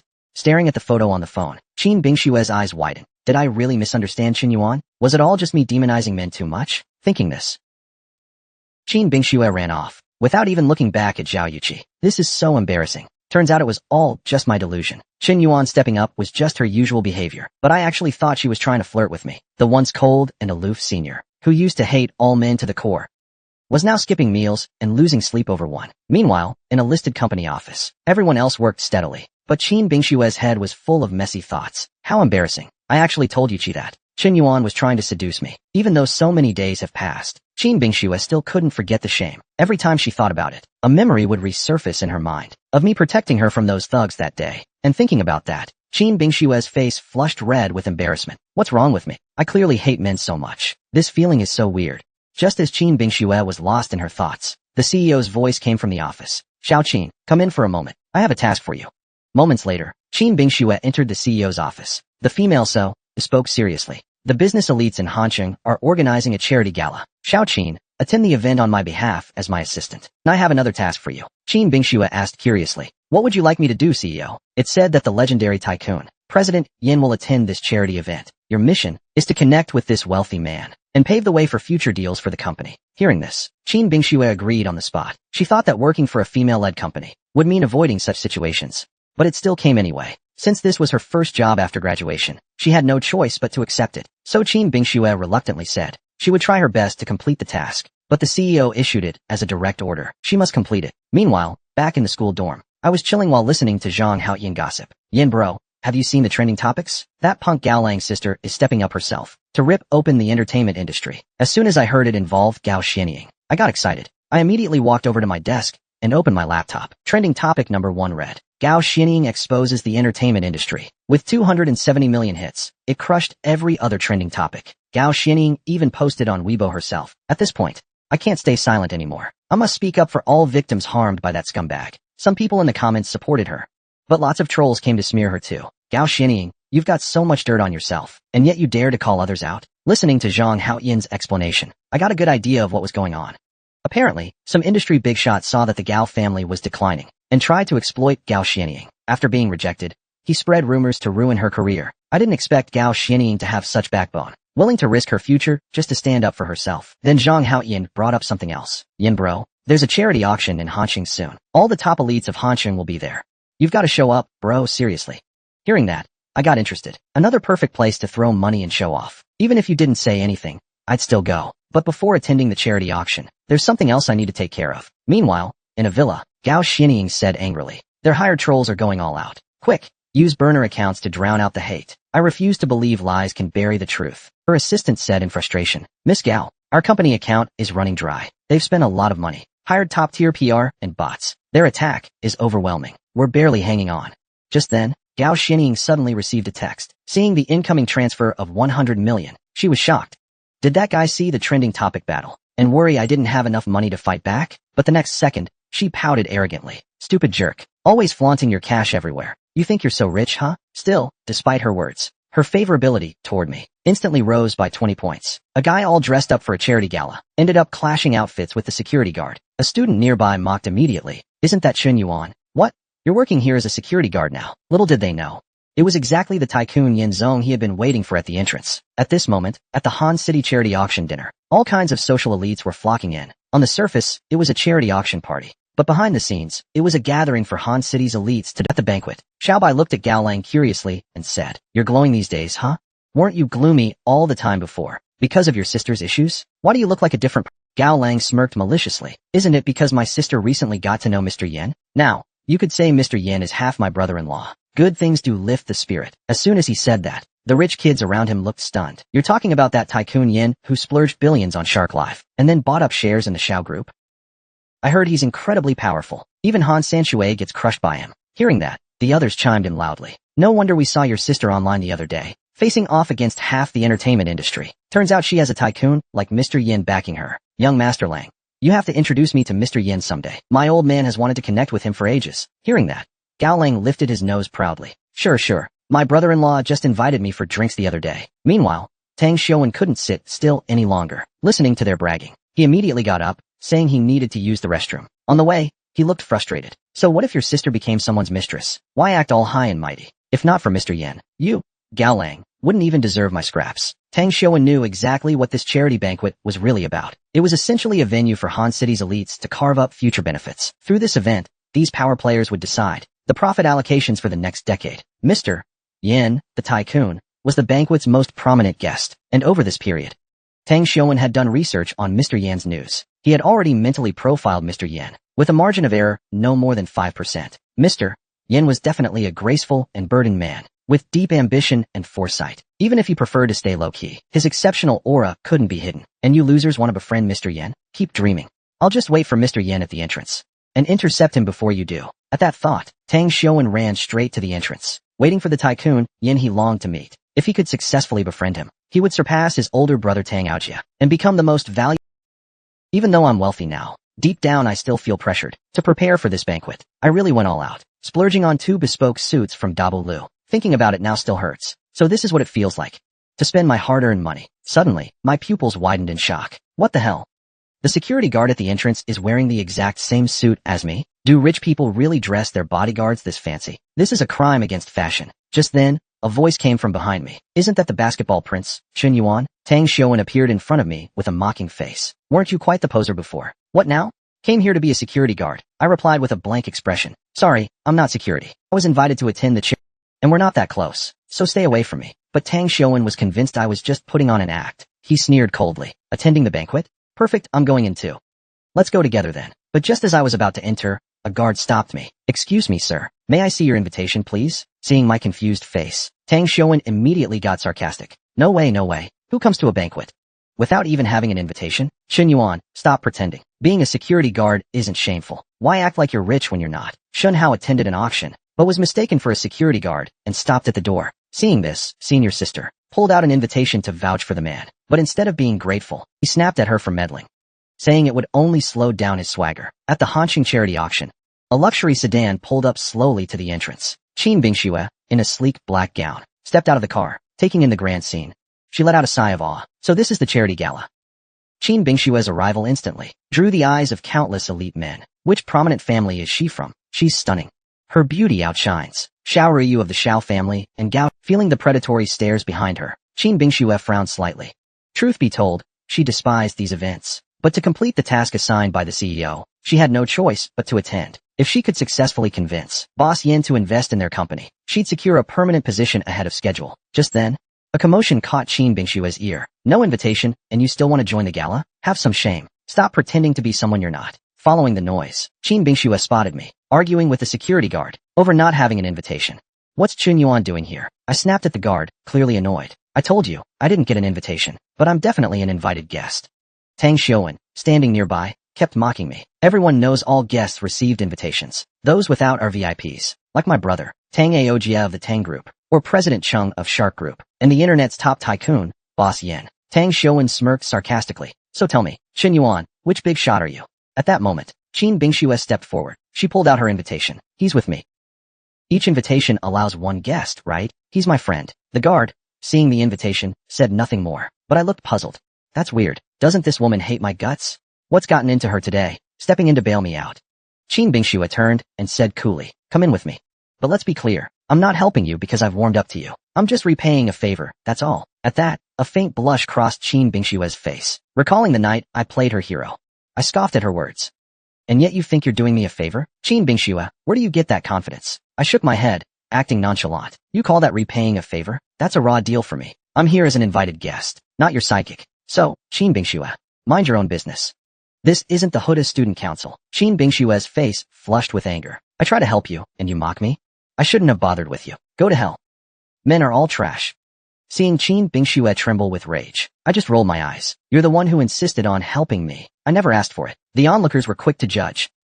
Some nobody, without an invitation, trying to sneak into high society. She offers to get you in, and you're ungrateful? Guys like you, with no skills, but sky-high egos, are the worst. Tang Shouwen kept piling on with his snarky tone. Chen Yuan, no job is beneath anyone, but you're clearly a security guard pretending to be an invited guest. It's best not to be so vain in life, or you might end up narrowing your own path. I, however, just sneered coldly. Tang Shouwen, keep laughing while you still can. But the next second, his eyes suddenly widened in shock. Holy crap, isn't that Mr. Yen? Tang, what the hell are you doing? You actually dared to mock Mr. Yen in public? He immediately pulled out his phone in a panic, and called Zhang Haoyan. Tang Shouwen really messed up big time. Mr. Yen is the VIP guest of tonight's banquet. This is a total disaster. A second-gen heir publicly insults a security guard, only to get slapped senseless by his own brother. Do you even know who he is? He's the VIP guest of this charity banquet. Mr. Yen the tycoon. Turns out just now, when Xiaobai saw me being humiliated by Tang Shouwen, he was so scared his scalp went numb. This is really bad. I need to call brother Hao Yin right away. Meanwhile, in a luxury suite inside the auction venue, Tang Aojia of the Tang Group said excitedly, I heard Mr. Yin the tycoon will be attending tonight. I've long wanted to connect with this legend. I hope you can help introduce me, Mr. Zhang. Zhang Haoyan simply smiled at that. You're too kind, Mr. Tang. Although Mr. Yen is my friend, I can't speak for him either. In front of Mr. Yen, I'm nothing but a junior myself. As they were chatting, Zhang Haoyan's phone on the table suddenly rang. Seeing it was Xiaobai calling, Zhang Haoyan quickly picked it up. Xiaobai, what's up? Didn't I ask you to greet Mr. Yen at the entrance? On the other end, Xiaobai replied nervously, dripping with sweat. Brother Haoyan, big trouble. Mr. Yen was stopped at the entrance, and he was even publicly insulted. They called him a lousy security guard. Hearing this, Zhang Haoyan couldn't help but curse out loud. Who the hell is that reckless idiot? Daring to insult tonight's VIP guest. Xiaobai let out an awkward chuckle on the phone. Who else could it be? That second son of the Tang Group, Tang Shouwen. Upon hearing this, Tang Haojia immediately spat out a mouthful of blood. Then he bolted from the suite at full speed, racing out like a sprinter. That useless fool, trying to drag me down with him? Back at the auction entrance, Tang Shouwen patted my shoulder with a fake smile. Chen Yuan, no offense, but why force your way into our business circle? Being a security guard isn't so bad, you know? No one's really gonna look down on you. Hearing that, I slapped his hand away. Get your filthy hand off me. You sissy don't have the right to lecture me. Then I gave him a cold, piercing stare. Even your brother wouldn't have the right. As soon as I said that, Tang Shouwen burst out laughing like a pig. A lowly guard like you sure talks big. Looking down on everyone, huh? Do you even know who my brother is? My brother, Tang Haojia, is the head of the Tang Group. He's got hundreds of billions in capital. His businesses cover all of Han City. When he sneezes, the whole city trembles. And as the second son of the Tang family, his younger brother, I can crush you like an ant anytime I want. What can you even do to me, huh? You stupid security guard. Seeing this, Qin Bingxue couldn't help but feel disgusted. This Tang Shouwen guy keeps bragging about his family and brother, but in the end, he's just a good-for-nothing rich kid. Then she glanced in my direction again. Still, even that is better than trying to be nice but getting slapped for it. Chen Yuan, you totally deserved it. Just then, a gasp erupted from the crowd. Look, it's President Tang and young Master Zhang Haoyan. The crowd instinctively cleared a path for the two of them, and Tang Haojia looked furious as he approached. The crowd began whispering softly. President Tang looks like he's in a really bad mood. Wonder who pissed him off. Tang Shouwen looked at his older brother walking up to him. He instantly put on a smug expression and said, Bro, why are you here? This small matter, I can handle it myself. But before he could finish, Tang Haojia gave him a loud slap, right across the face. That slap was so hard it nearly knocked Tang Shouwen silly. Bro, what are you doing? Why did you hit me? Tang Haojia pointed at me furiously and said, You seriously have the nerve to ask why? Don't you know what you did wrong? Hurry up and apologize to Mr. Yen. The entire room went silent at those words. Tang Shouwen looked absolutely stunned as he muttered, You're actually Mr. Yen? Then, under everyone's gaze, Tang Haojia gave me a 90-degree bow. Mr. Yen, it was my failure in discipline. My younger brother offended you earlier. I sincerely apologize on his behalf. I hope you'll be generous and forgive him.